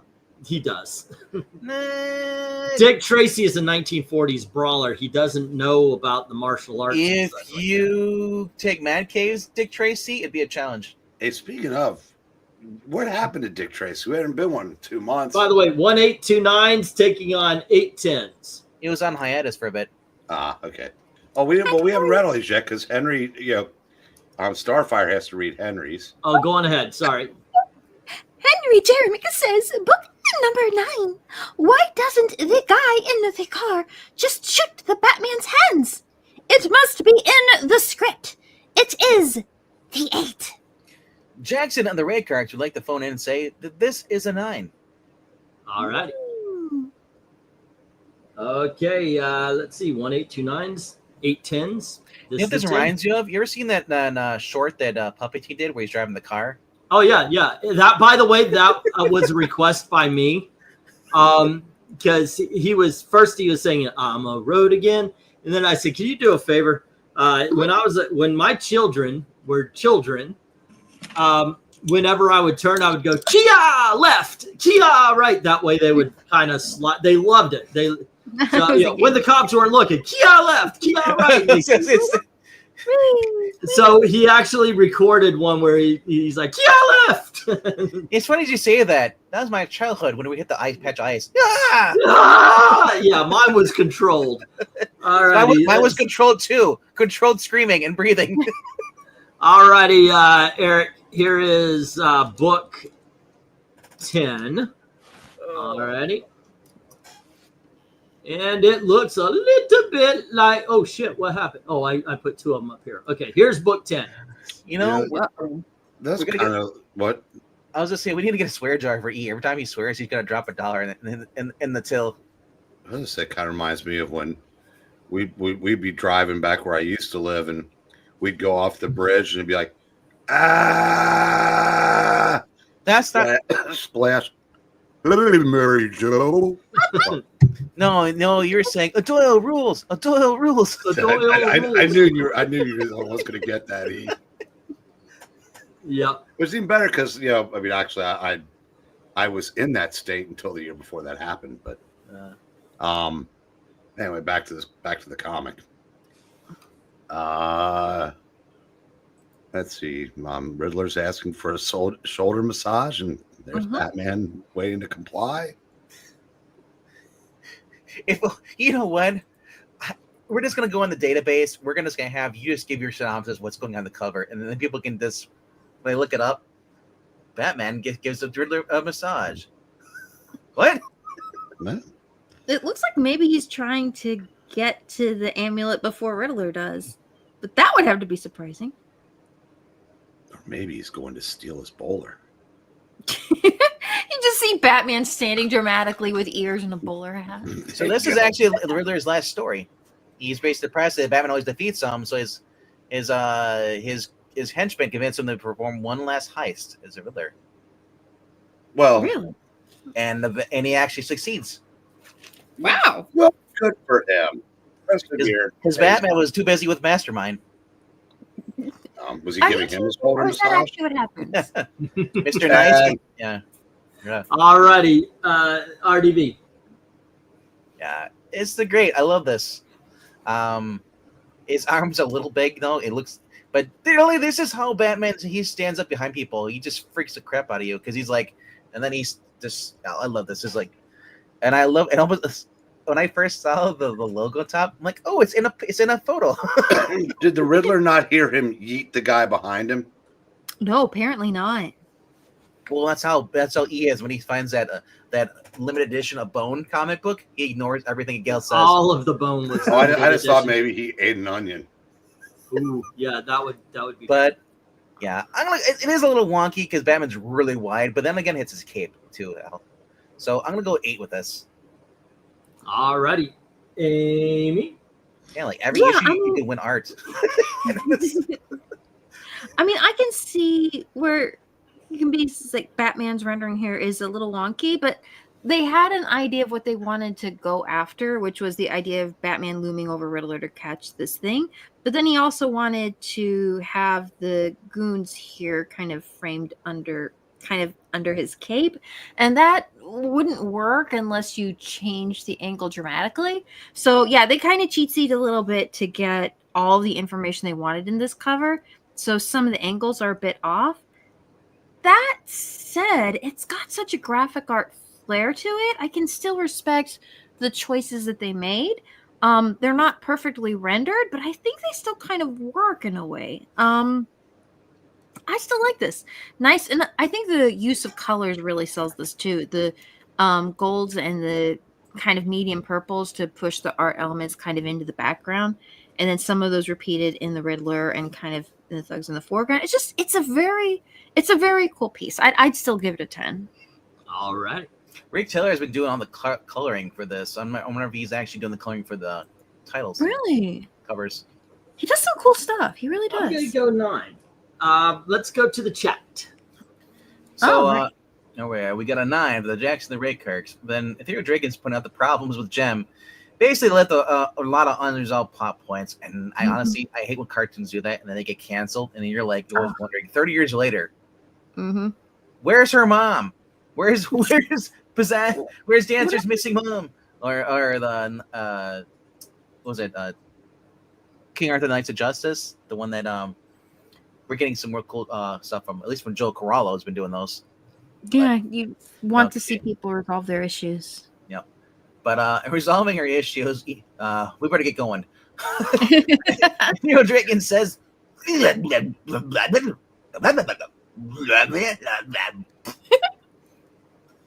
said a mouthful, which is 9. He did.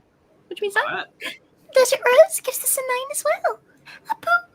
In this issue, Batman goes to HR training on harassment. 10. Problems. Problems. Oh yeah, Darth Keto. Darth Keto says 8. Riddler's about to be heated back to Arkham. Just grab it and like thrown like a football just out the window and straight into Arkham. Can we just get past that word yeeted? No, I feel like everyone's forgot about YOLO. I'm hoping yeeted goes the same way. What? I mean, where did that come from? Seriously. Yeet? Is it Kanye West?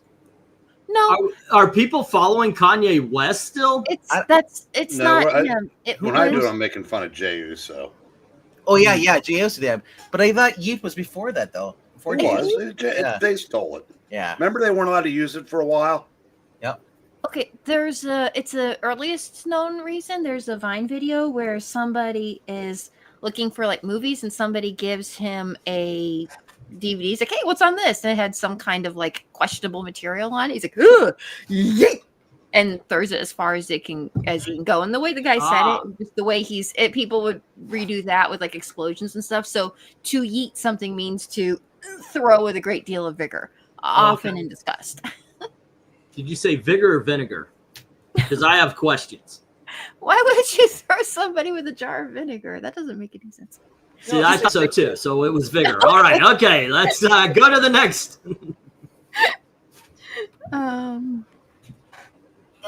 Who is the next? Who's next? MK. All right, go down the MK. Oh, I gotta yeah. scroll up the MK. MKF39. Yes, he says. Jumbling my name today. Everyone jumbling my name today. Eric called me FKMO3 earlier. Now I'm FKF39. Yo, well. Anywho, I see Bourbon's a little behind the Riddler. Get it behind. No. Okay, I'll say 9.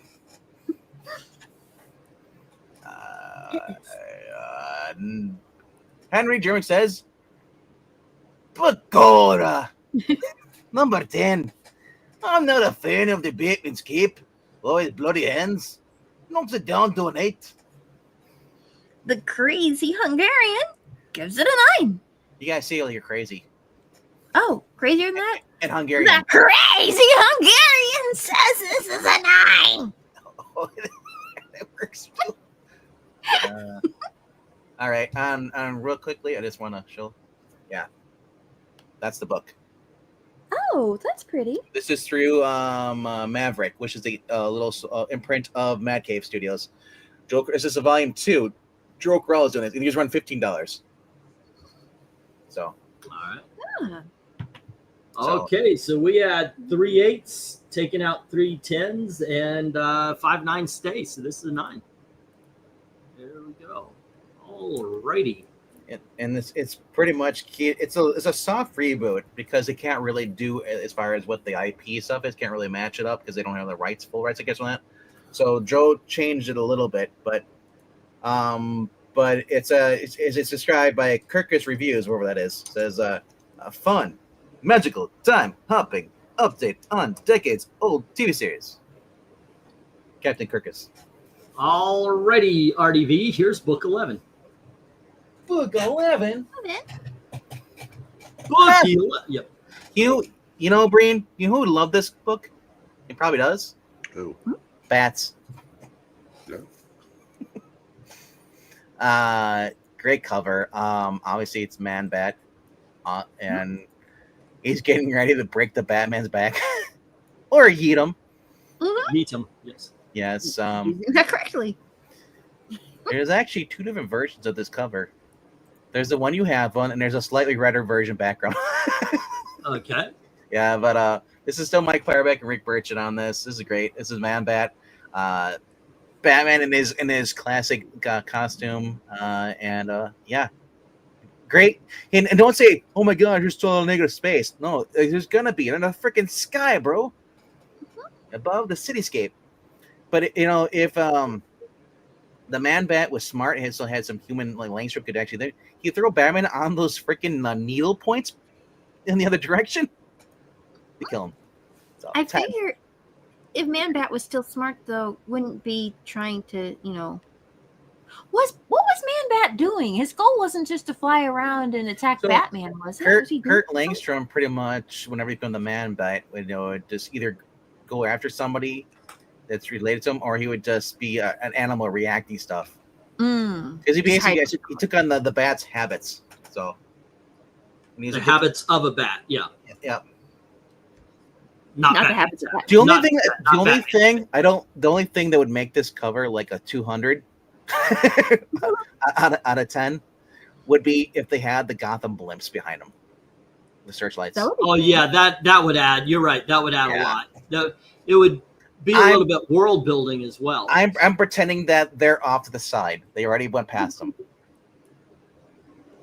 Great episode too, because I thought Batman was the one that was attacking people. So, who's next? Man, I want to watch this series so much. I know, right? Go for it. I want to do a review. Yeah, okay. On Monday nights, we'll just do episode reviews. Sorry, Dalton. I was about to say I will disappoint Dalton because we're supposed to talk about a cartoon called Gargoyles. He's been Gargoyles. He's been trying to get me to do that show forever. Anywho, where are we? RDV gave this a 10. Amy, what do you think? I mean, I'm kind of spoiled to sort of the rich environments that we've had in the previous ones, and I do like the idea of maybe I can see why they made this choice though, because what the artist really wanted was a clean silhouette of this action, something that could be read well and be large. If you were to try and play up the height or the scale of the environment, you would end up with more of a focal on the the architecture, and then less of the space would be taken up with the figures, and that just wasn't something the artist wanted for this. So I can totally respect that. But these colors are great. I love that burgundy color. That's a really bold choice to make, especially with the blues that are being used in some of the green colors in the background. It's just, still a very cool piece. I would give this a 10. It achieves what it does very well. And Eric? 10. I just realized I was reading the story for this, and I think it was Mike Kelly Puckett wrote this. It's literally the same plot point from we had the second Vulture. All right, let's get to the chat. I give this one 8. Let's go. Jackson leads us off. What does Jackson Ray Kirk say? He says it's a 10. And Ethereal Dragon gives it a 8. All right. Next. Let's see if I have enough caffeine to do this right. And the Crazy Hungarian says it's a 10. There, I'm doing 6 now. Release the beast, Amy. More Beast Boy. All right. Darth Kados is 10. This is a fantastic cover, my man. And Desert Rose gives us a 10 as well.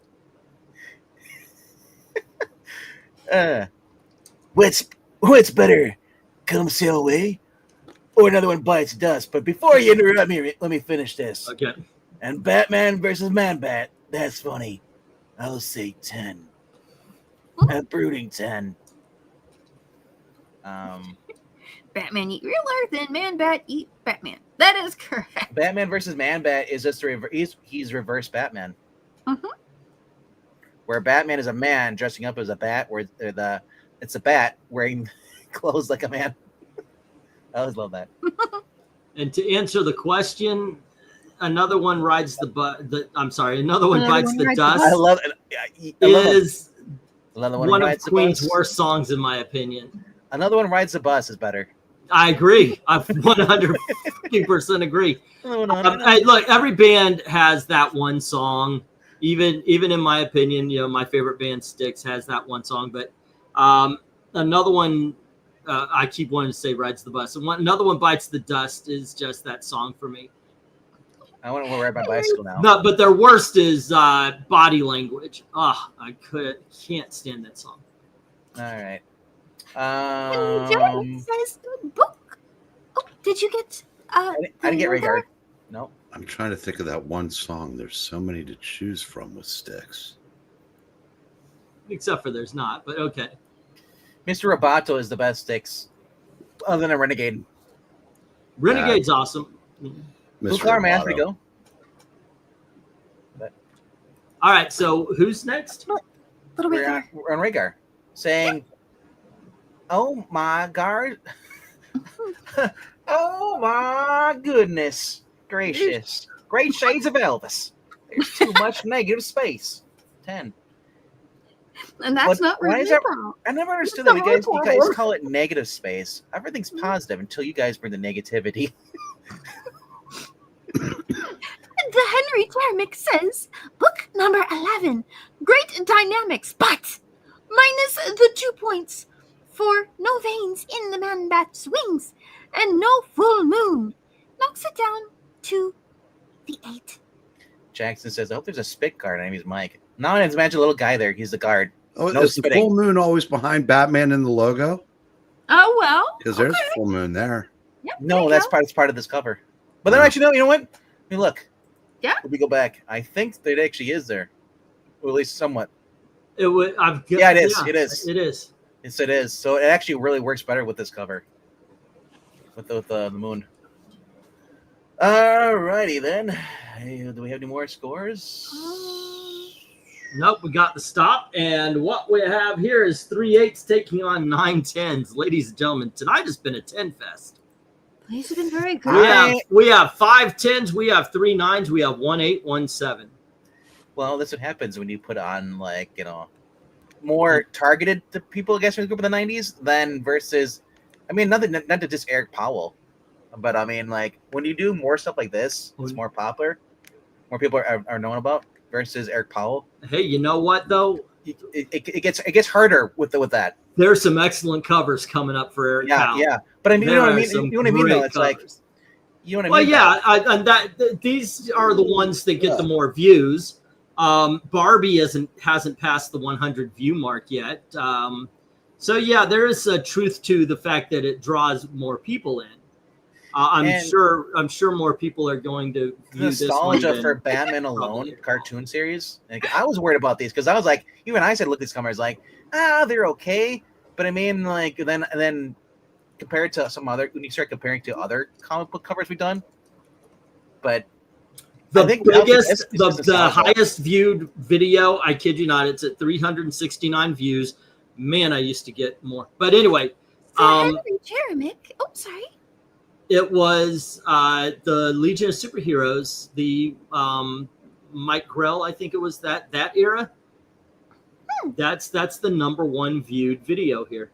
How fun. Did you read this? I think you read Henry Jeremic's ranking. Yes, but the Henry Jeremic comes back to say to the Eric of Breen that I can accept the full moon as part of the logo. So change my score to the 9. Oh. Cypher, I just want to let you know that I really like Me the Best, but you're a close second. And I'm starting us off on this one. Everybody knows book 12 of Batman Adventures. Do you know why, Amy? Hmm? It's it is the first appearance of a character Oh, is it? in I comic book form. guess too. Who do you think there, Amy? I think if it's from character from Batman Adventures, right? Yep, Yep. from the, Okay. from the cartoon series. It's a girl. I'll give you that. Oh, come on. Amy doesn't need to be even. Come on. She It's knows. got to be Harley Quinn, right? There you go. All righty. Book 12. Famous cover. Everybody wants one. Everybody wants one. But here's more importantly, though, they let Batgirl take over as the center stage, the story. I think that's what really makes this book. I almost used this as the thumbnail because this is the one that everybody knows. Everybody's seen this one and the first one. But then I thought, wait, no. It says Adventures of Batman, and this is the one cover where Batgirl. I just wish that she wasn't wearing her life jacket. The hair. Okay. It's kind of poofy. I gotta say, we've got a little weird face going on with Poison Ivy, but everybody's looking good. She's glaring. Overall, I think everybody's drawn well. I'll give it a 9. I'm gonna give this one a 9. What do you think, Amy? This is interesting. I feel like this is an artist who's still coming into the kind of the structure for this, and this is the first time we've seen much in the way of female figures. So I think trying to figure out some of the softness of those frames in a series which is very dynamic and has, for the most part, strong edges is kind of a little bit of a question mark. But I do like the way, I don't think it's correct to the animation, but I like the style that they're using for the characters' faces and just kind of the way they're interpreting some of these things. So while I would say it has issues, I would also say overall that I like it. It has good colors. You don't see this treatment for the characters' faces pretty much again, but I think that's kind of a nice echo and a tribute to just the process that this went through when it was growing.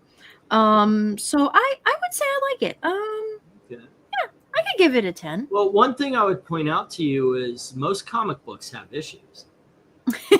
That's true. They have to have at least a few of them. At least one to exist, yeah. Yep. All righty. What do you say, Eric? I say little Batman's running in trying to get his cover back. Back. He's been running for every issue on that cover. Mm-hmm. Yeah, I can't see a reason not to give this a 10.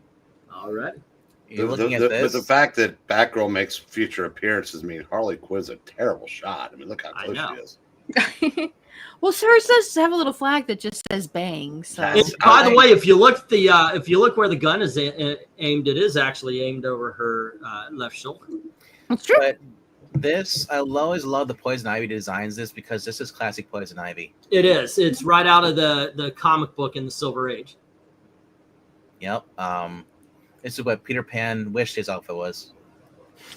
Yeah, I can see that. It's what we all wish Peter Pan's outfit was. She just needs a little hat, right? But she always had the harpoon, wrist-mounted harpoon. I love that. And yeah, she could control plants. So she didn't really need to have a lot of weapons, but she always had one upper sleeve. Harley with the make my day. Mm-hmm. But is it gonna have bullets or is it gonna come out with a pop gun? Go bang! Just some confetti. This is great. This is also, I think this is the first one I noticed that actually has the Fox Kids Network on it. Does it? Oh, it does. Upper corner, because and man, every issue you had a chance to win a Batman Adventures original art. Every single issue, it's like they were just trying to give those away. Dude, this is great. This is a 10. I like this. All righty. And I'm an equal opportunity because, like I said, I like reading Batman stories, but I also like reading Batgirl stories. So, this was eventually going to happen. But I love the fact that Batman has female rogues in his villains, female villains in his rogue gallery. So it allows Batgirl to actually have a chance to shine, kind of like Supergirl. Yeah, having girl villains and girl heroes. It's kind of it's a nice way. Also, the spray paint of the girl over Batman, that's so punk. It is, right? Let's get to the chat. It's beginning to look a lot like Harley everywhere we go. And 10. he gives it a 10. Jackson the Rakers? Nope, he gives it a 9. And the crazy Hungarian gives us a 9 too. When she does that, the two wild and crazy guys. Every single time. This is freaking Steve Martin. And There you go. Desert Rose gives this a 9. structural issues, emotional damage, 8. Emotional damage. He doesn't like a woman taking the lead. Well, you could. Ethereal Dragon does go a little higher, though. Yeah. 9. MKF says, well, would you like more, partner? Guns N' Roses or Def Leppard? Well, I prefer Guns and N' Roses, but that poor Def Leppard, he doesn't stand a chance. You might as well put him down as a mercy kill. He says 10, though. Oh, have a good night, Jackson. But seriously, for a musical group, I consider them to be the same band. Def Leppard is just has more. I mean, Guns N' Roses was great for an album, and then they fizzled out. I feel like Guns N' Roses and Def Leppard are just radio bands to me. Oh, Right. Bikora. Eric, did you It's want to read? it's like going to a Metallica concert. Oh yeah, okay. Oh, do I need to whip it out? There you go. I wish you would. What Gora? Number 12. Is that supposed to be Batgirl's hair? It looks like the bloody blob. It looks like club blob. Blah, blah, blah. Blah blah. It's not too bad. It is an 8. Well, I mean, you Guns N' try. Roses were fine for 4 albums. 2 of them even came out on the same day. Henry, you just don't understand the complications of being a woman fighting crime when it's humid out. Your hair just poofs. Yeah, she could just have that kind of. There's a particular kind of curl hair that I just feel bad for Harley with all that face paint on. I hope she doesn't die of getting a toxic infection from the chemicals. I know, right? So which one do you prefer there, Eric? It sounded like you were about to say. Oh, I wasn't actually, but I think overall Def Leppard. Yeah, I think Guns N' Roses, you mentioned that. 4 albums, of course, the red and blue thing. Appetite, Guns and Lies, and the Use Your Illusions. All right. Yeah. It's just that, they seem to, like I said, they just petered out. Out of the glam rock, who would you put Motley Crue against? Who do I think is Would be a challenge for them. with Motley And Crue? you can't. Yeah. In the glam rock, Bon Jovi. I Because think that's what Crue was. Wasn't they kind of like glam rock? well, Like Poison? they were more glam rock. They kind of came out. They were one of the first ones, and they kind of came out like they were a bastard child of the underground movement. What was the Buster Poindexter band? The New York Dolls? New York Dolls. Yeah. As a matter of fact, Motley Crue cited the New York Dolls as one of their influences. Go figure. Have you heard their music, Motley Crue? New York Dolls were great, but they're not. But Motley Crue did not emulate them by any stretch. No, not musically, but they liked it. But they did the put on the makeup and the whole 9 yards. They lost it as it went. By the time Bon Jovi came, a lot of the makeup on a lot of these bands were gone, except for Twisted Sister, who basically used that as their gimmick almost all the way to the end of their career. honestly, I would put Motley Crue versus Guns N' Roses at the height of their popularity, both of them. My gosh, I just brought up Twisted Sister, which was a really good band as well.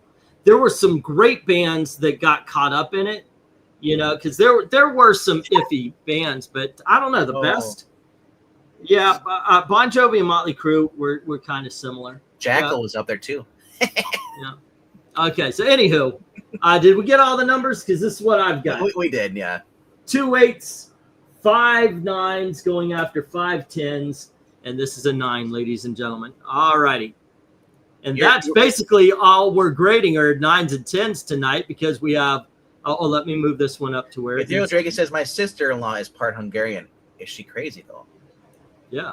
Which part of crazy Hungarian is she? And what is crazy for a Hungarian versus an American? I don't know. Like Hungarians, isn't that like? Maybe was- she's crazy hungry. I always figured like Ah. Hungarians were kind of like Attila the Hut. Whatever So they it's was. not it's not really like Hungarian is in the place. It's Hungarian is they are professionally hungry. Professionally hungry. That would be a sad job indeed. That No, is no. What you're thinking that's about? a Hungarian. No, what All you're right. think? No, you're thinking of a Hungarian.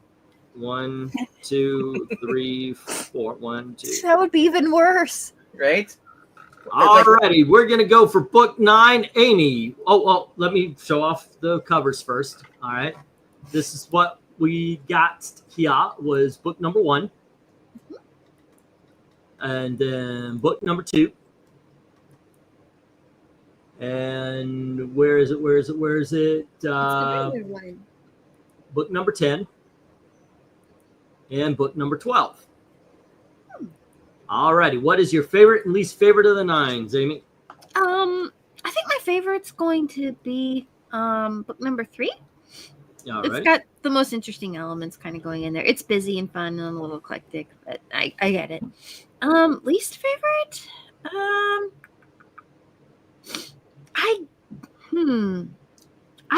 Sound like you don't like that first one. I first was listening on the radio on the. Yeah, You're confused. Like, is this based off the cartoon? right. It's just There's it's no reference. right. I would love to see the model sheets for that. That would actually be really cool. But Have you ever watched? You should apparently watch the cartoon, so you know what they look like. yeah, I've seen some of the cartoons. Yeah. They're Bum, bum, They were bum, Amy, bum, Amy, I know you're bum. upset. Don't read the cry. no, I think I just got the sniffles all at once. I guess I'll say probably number 2. I think that Batman's really well rendered, but it's kind of a narrow thing to say. That's the rule. Number 2, you say? Oh, give me just a second, guys. Well, turn your camera off if you need a second for that.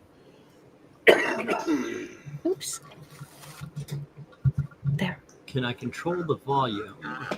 Since we're doing this, I could have had this playing all night. It's a long song. I don't know, but All right. This piece of music from the Batman TV show. It's called. Oh no! Wait, no. I got the wrong one. Hold on just a second. Yeah, I cut that. But let me see. Where is it? Here it is. that sounds more like Batman series, the Batman Beyond. Yeah. Oh, I've got that too. Hmm. One thing I always thought. I don't know if you guys have ever seen the Tick. The Tick cartoon, zop dwee, zada bop dwee down, that kind of thing. But this is Batman Brave and the Bold. Oh.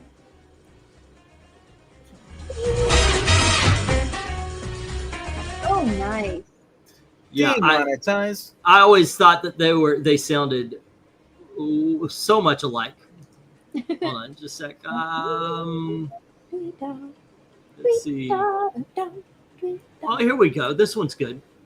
All right, I'm gonna put this in the background. This is the theme song to Batman: Mask of the Phantasm. In just a sec. Yeah. As soon as it processing. Oh my Where do goodness you gracious! see Rhaegar? I don't know where you're getting this from. The Bat full, bald, fat, and fabulous. Aw. What are you talking about?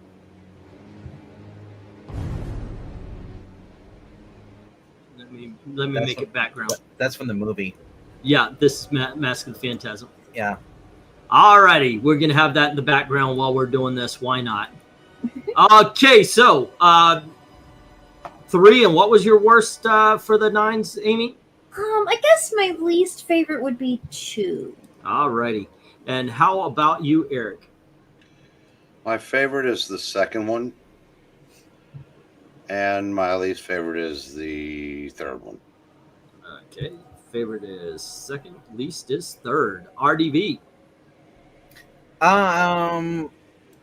honestly, my favorite is the Batgirl. Alrighty. Number Somebody 4. just break something? Oh, Ashley came in and threw a bowl in the sink. What's your bad? Sounded like you broke something. That's what he's saying. Hun, It's- do you have a Band-Aid on your eye? No. What's on your eye?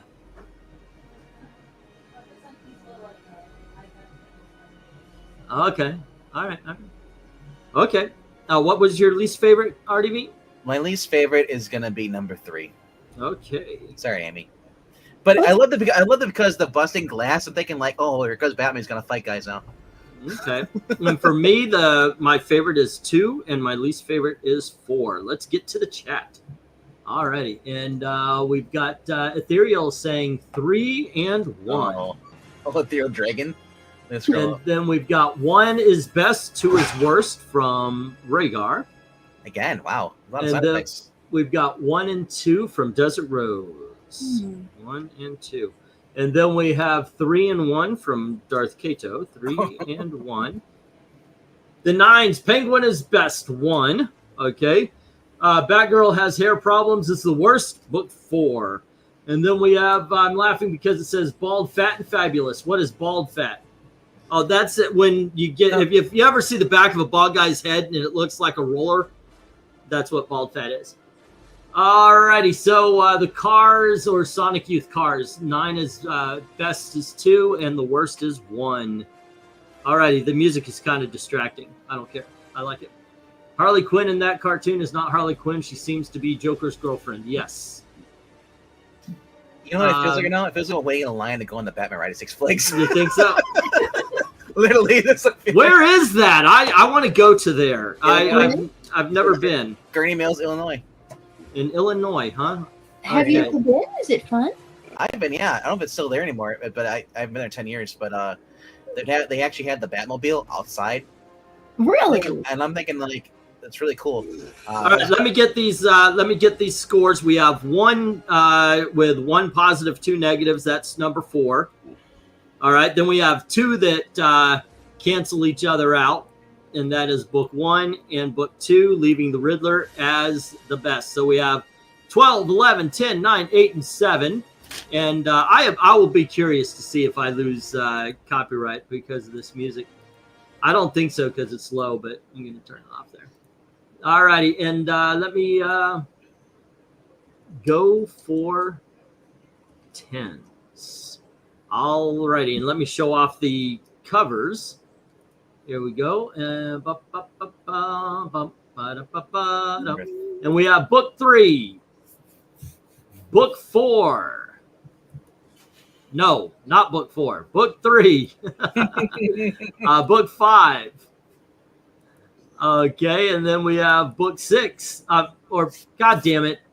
Sorry for I really do need a swear jar. This is book 1, issue number 3. Okay. Then book 2. Issue number 5. Right. Book 3. Issue number 6. Book 4. Issue number 7. Book 5.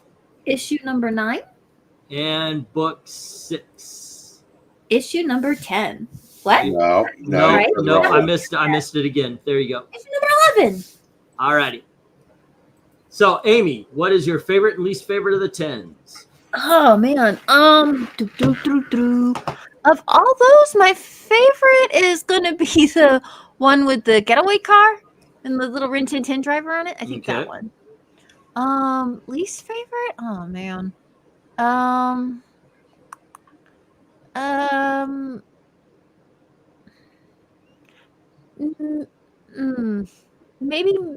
Maybe Batman versus Man-Bat. Okay. Maybe, yeah. And Eric, what do you think? Well, of course, the Joker cover is number 1.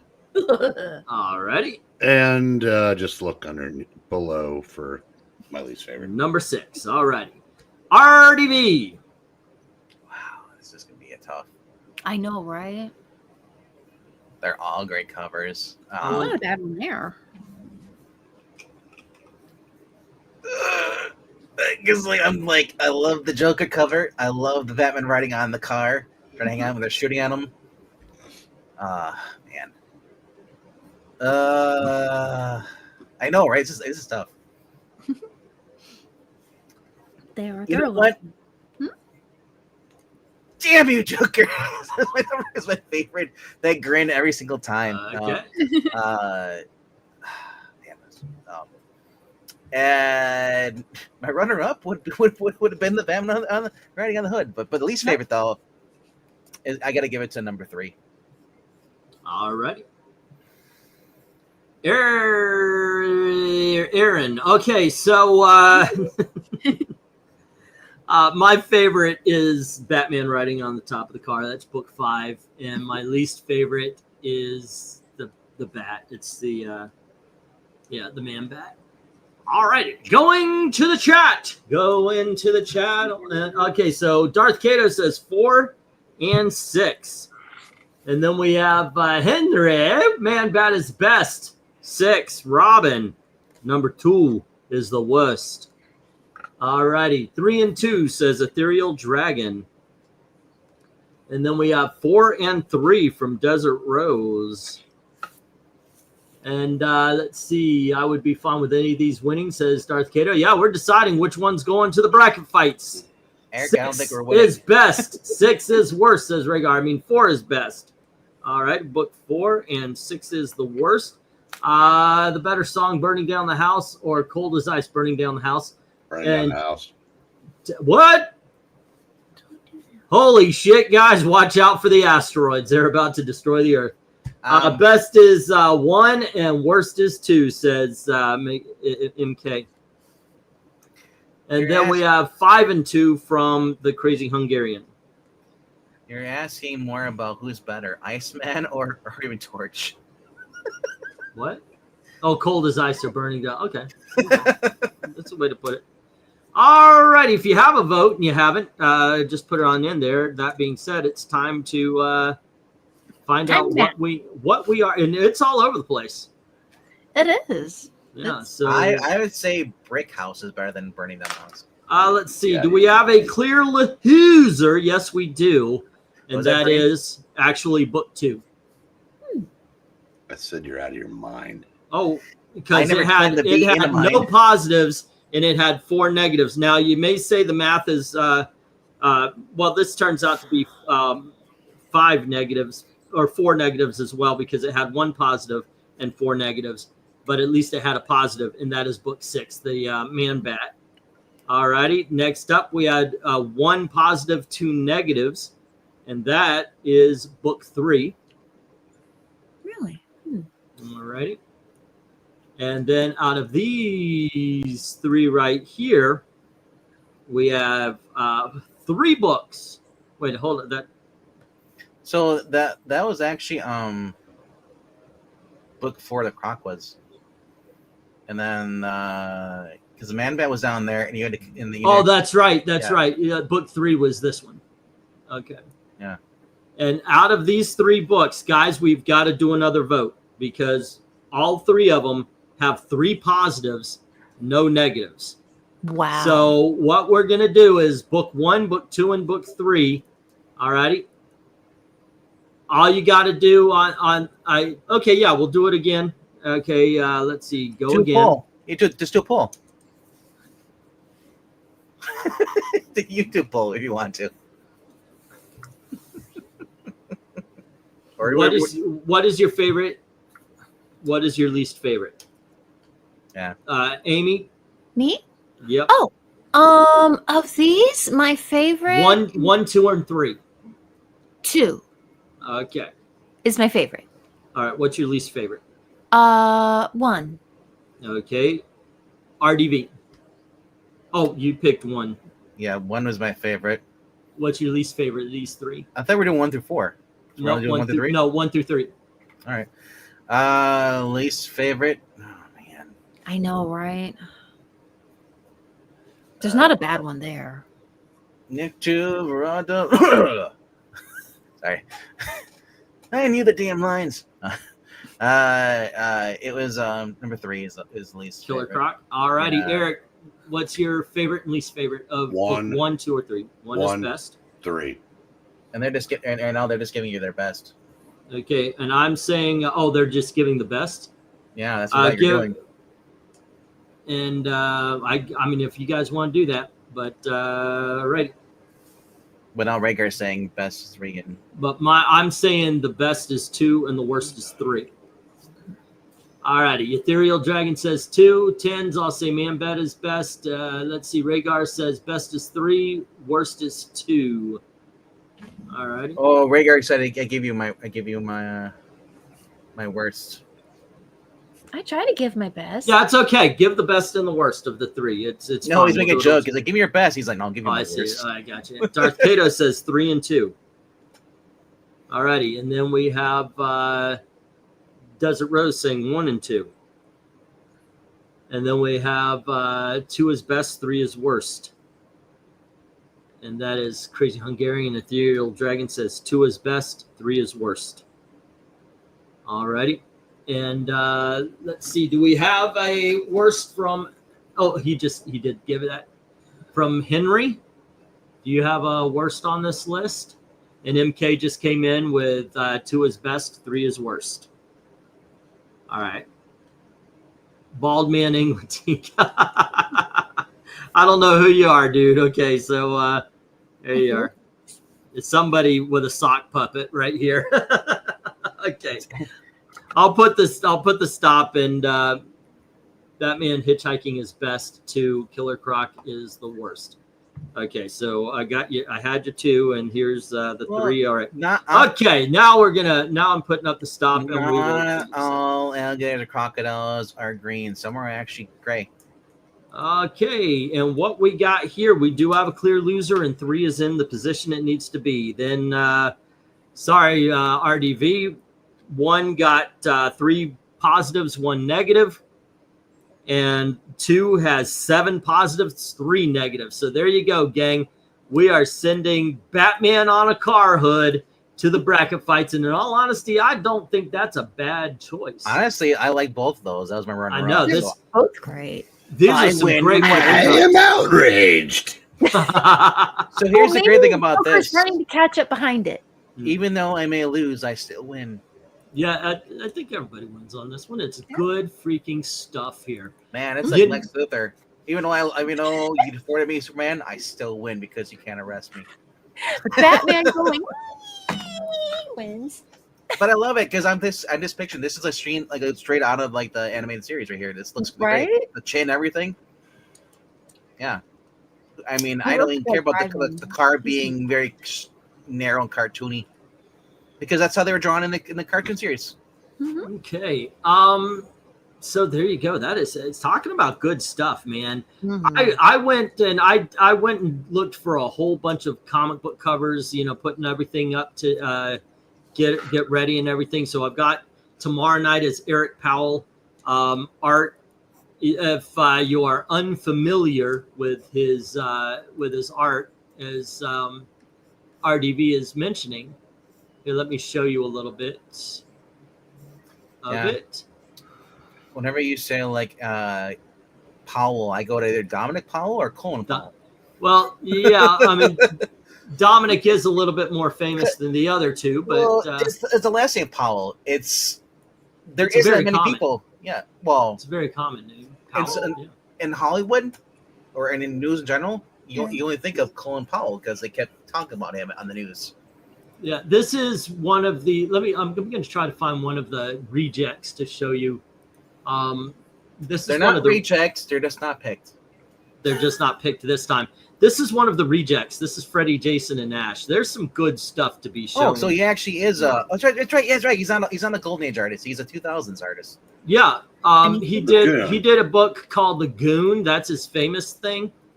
But you know what? Once again, these are rejects. Okay, these are rejects. Look how excuse me, my language, Amy. Eric, yeah, those Eric, are rejects. I want to point out this guy's no Stormbreaker. No. So after tomorrow's Wednesday, the Eric Powell also has some bloody covers. So I put that on Wednesday because the Lesters aren't here. Come back on Friday, though. You have nothing against the JSA, right? No, are you kidding? Just Well, say- no, we're Right. looking. No, it's called Justice Excuse me, Society. that's JS. Yeah, Justice Society. No Society. America. No, I think Mark Waid is BS, so I'm going to put the A on both Justice League and Justice Society. All-Star Bigot. Squadron is yes, I will wear that. All-Star Squadron is Friday, and then Sunday is Superman Adventures, and then next Tuesday is Red Sonja from the 1970s Marvel, and then we go to Charlton Horror and Millie the Model, Wonder Woman, whatever Amy and Melissa pick is their favorite covers, and then Bone. I think we're doing favorite Marvel covers. When are we going to do covers of that Great Avenger Captain? Oh, I know what you're talking about. Sam Wilson. Okay, I just got it. Yeah. There you go. The chat can be unpredictable. Well, he hasn't been the captain since Sam Wilson took over. Right. Goon has a different connotation in 2025. Okay. You know what always makes me gives me a bit of hope in this dark future of ours is when I go to a comic book store and somebody says is looking for the Falcon comic books. Mm-hmm. They don't call him Captain America. They call him Falcon. The Falcon. He was his own hero. Why give that up to fill in for somebody else? See, Henry, I don't know why you're so against the Bone series. It's a very good series, by the way. I mean, looking at Bone is like looking at Ziggy covers. I guess maybe it's a bit more of a reader's comic than It's got great art. It's just it's a niche. Here's the thing. Okay, this happens, Amy, a lot. I pushed Stray Dogs. It's such a great series, and everybody joked about Stray Dogs. I tell you, Bone's a great series, and Artie V and Eric have to tell you it's shit, even though they haven't. I never said it was shit. I just didn't care for that one cover. No, I did. I said it was shit. One, exactly. And neither one of them have read it. They haven't looked at it, but they have to give. It's just given the business. I know. Of course, I've never read it. I've never said it's bad. I just you get so triggered over it. That's why I bring it up. I do because you guys are putting down something you haven't read or even looked at. What do you mean? How can I do that all the time with music? So hey, that's false. I cannot put down something I've never picked up. That's funny. Alrighty. I know Melissa's got there's this, it's like the size of like a really big dictionary or something like that. It's this massive book. And I think it's I can bring this one. Dude, yeah, the Art of Bone, I usually next to the Art of Mario and Art of Zelda, Breath of the Wild. I think it's actually a collection of all of the books. Yeah, that's a great book that you've got there, E. This Put was it on a table and short kids can reach the table to eat. yeah. It's an omnibus. It's like 50, 60 issues. Yeah. Yeah, I think that's Look at the little Tweety bird and light bulb. Yeah, it's Woodstock without his little hair. It's Woodstock after a haircut. You're right. Yep. it's You know what? I see it. I see though that it is you put glasses on it. That's a self-insert Ingledean. Have you read this story, Amy? I've not. Melissa has, and she tells me about it. So I just kind of look over her shoulder and check out some of the drawings. We haven't seen stuff. Can I ask though, Henry, what kind of chips are we eating? Fish and chips? Do I want to Starsky Hutch or eat chips? What kind? Wait, are you saying that his chips are going fishing? Fish and chips. Yeah, fish and chips. I love fish and chips. It's great. Yep. I love me some beans and toast. Oh, it's got 55 issues in this. It's a great story. They talked about making a TV show. I wish they did an animated There's TV only show. one more book, and you probably still have it, and that is Starman. Starman. Starman is like the. Have you ever seen Starman? Is some fucking awesome covers, man. Seriously. So Starman, the omnibus book. Yeah. The way to describe it without him pulling it out, is for those who ever want to look up like dictionary on drugs, like on drugs. You see how fat those freaking books are? Yeah, that's nothing compared to the Starman. These covers are no worse, and matter of fact, they're a lot better than even some of the Barbie or any of the other things we've looked at. Dear God, you're making me wish to go show some Barb covers again. Yeah, you don't believe that. I don't buy that.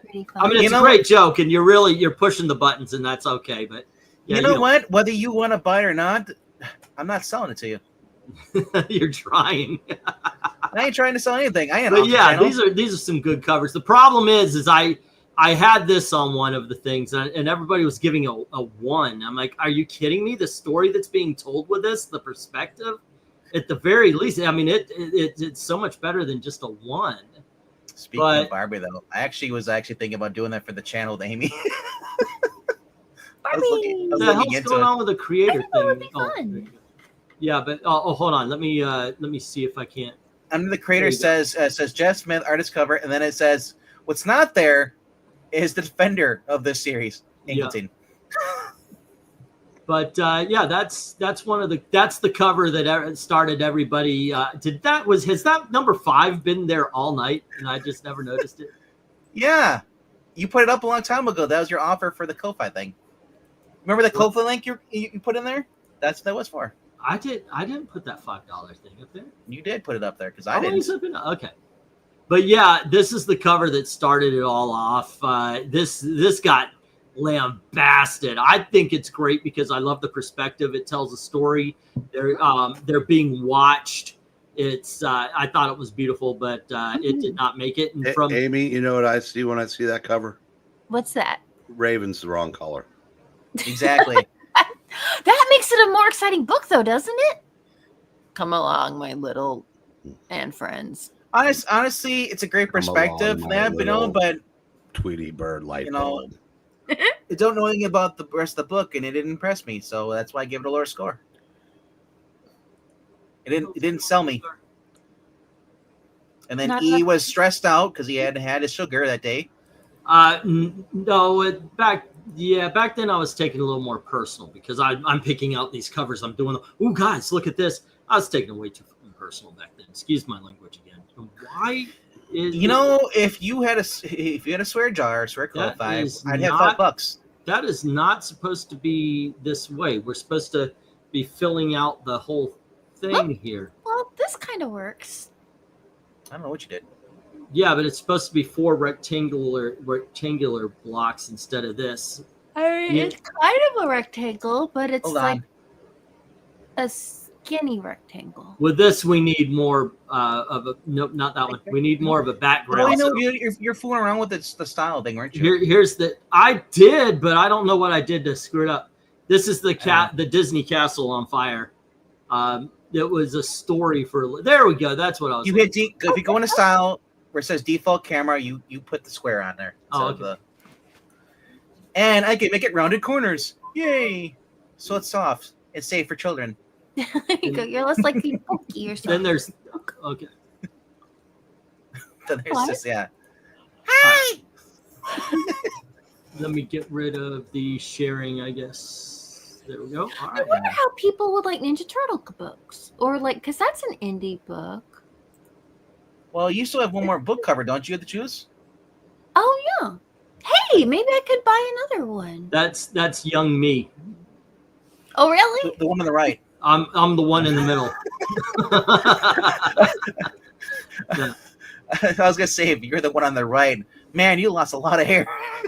That's my brother. I actually just started working for Disney. I did have the hair like my brother has, but Disney didn't allow that back then. So is that your younger brother? Yeah, that's my younger brother. Okay, so it's not Chef. No, and that's your friend. The girl in the middle is my wife's sister, and for a while, my younger brother and her younger sister were dating. Yep. And man, back then you looked like every guy who went into like the tech business. Literally, you look like Bill Gates was your cousin. Yeah. The 90s style. Everybody had the grim glasses. The shirt you're wearing. It's. You're like, let me tell you about this new word processor I got.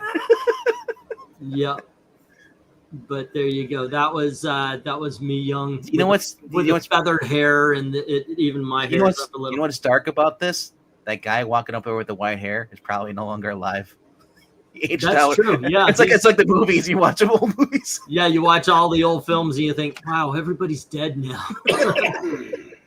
Yeah, that's gruesome, but It's only been like what? It's only been what? 40 years. Let me tell you about QuickBooks mystery. So that must be the window to E's soul because he's very I just think it's a really good. Bone is a really good comic. I do recommend you read it. And you saw it's got there's some excellent covers to it as well.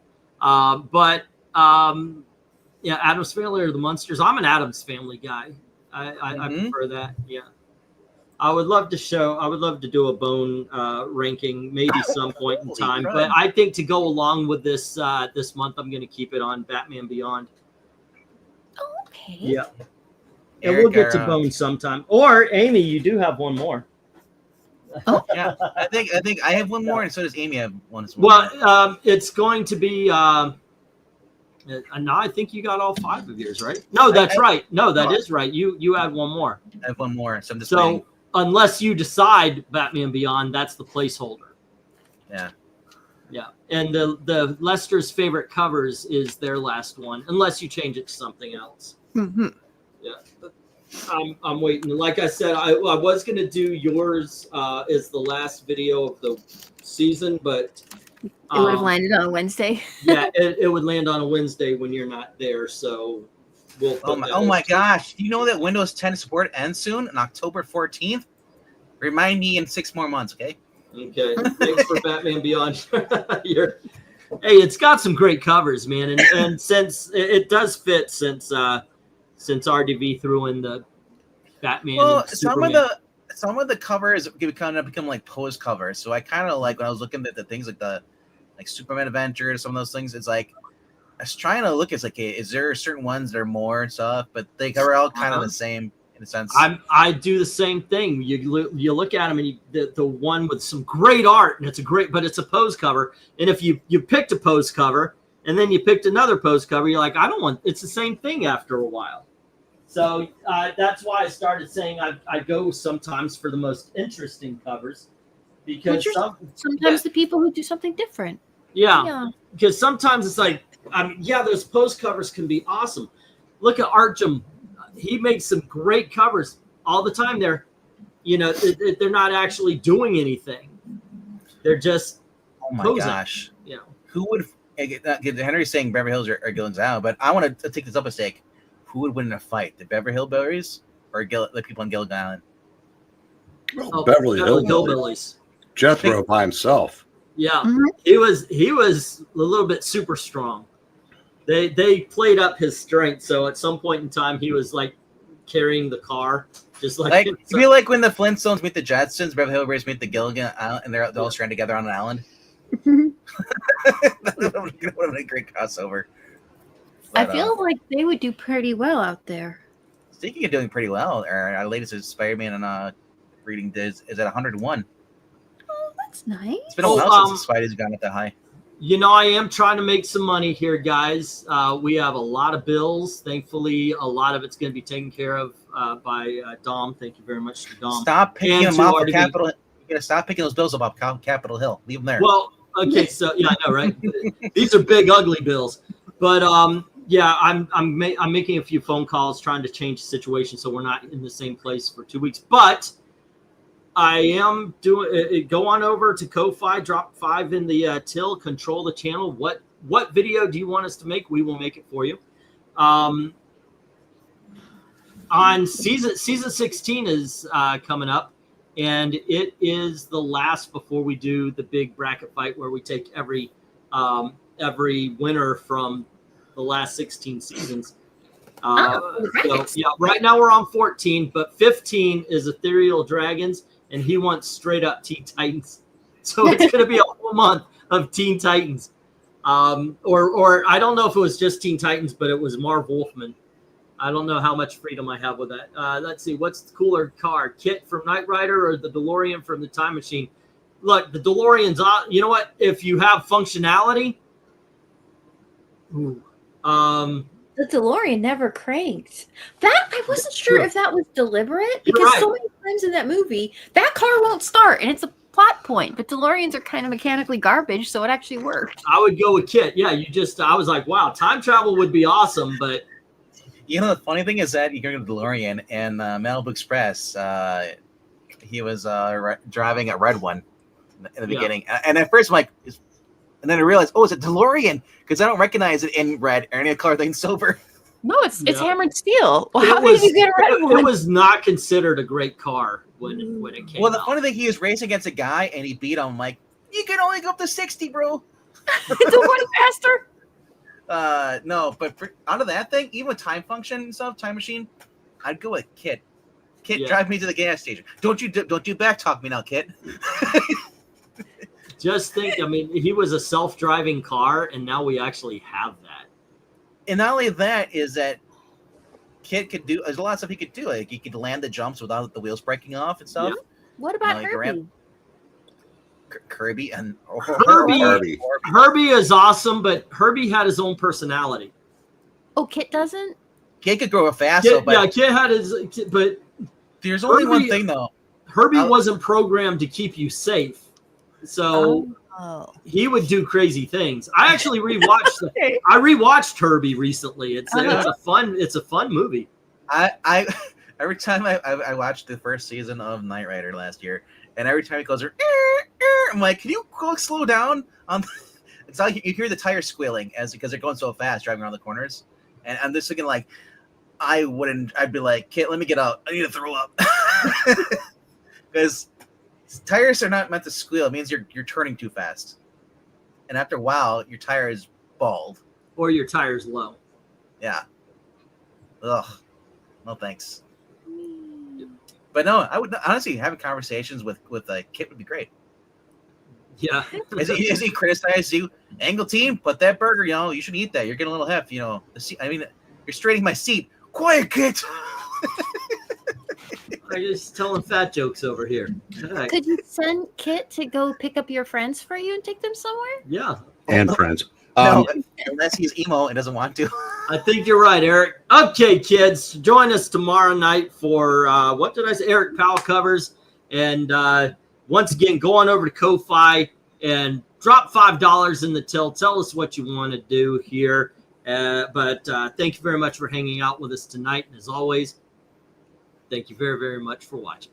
RoboCop the Love series. I want that. Good night, kids. Good night, everyone. Bless y'all. All right.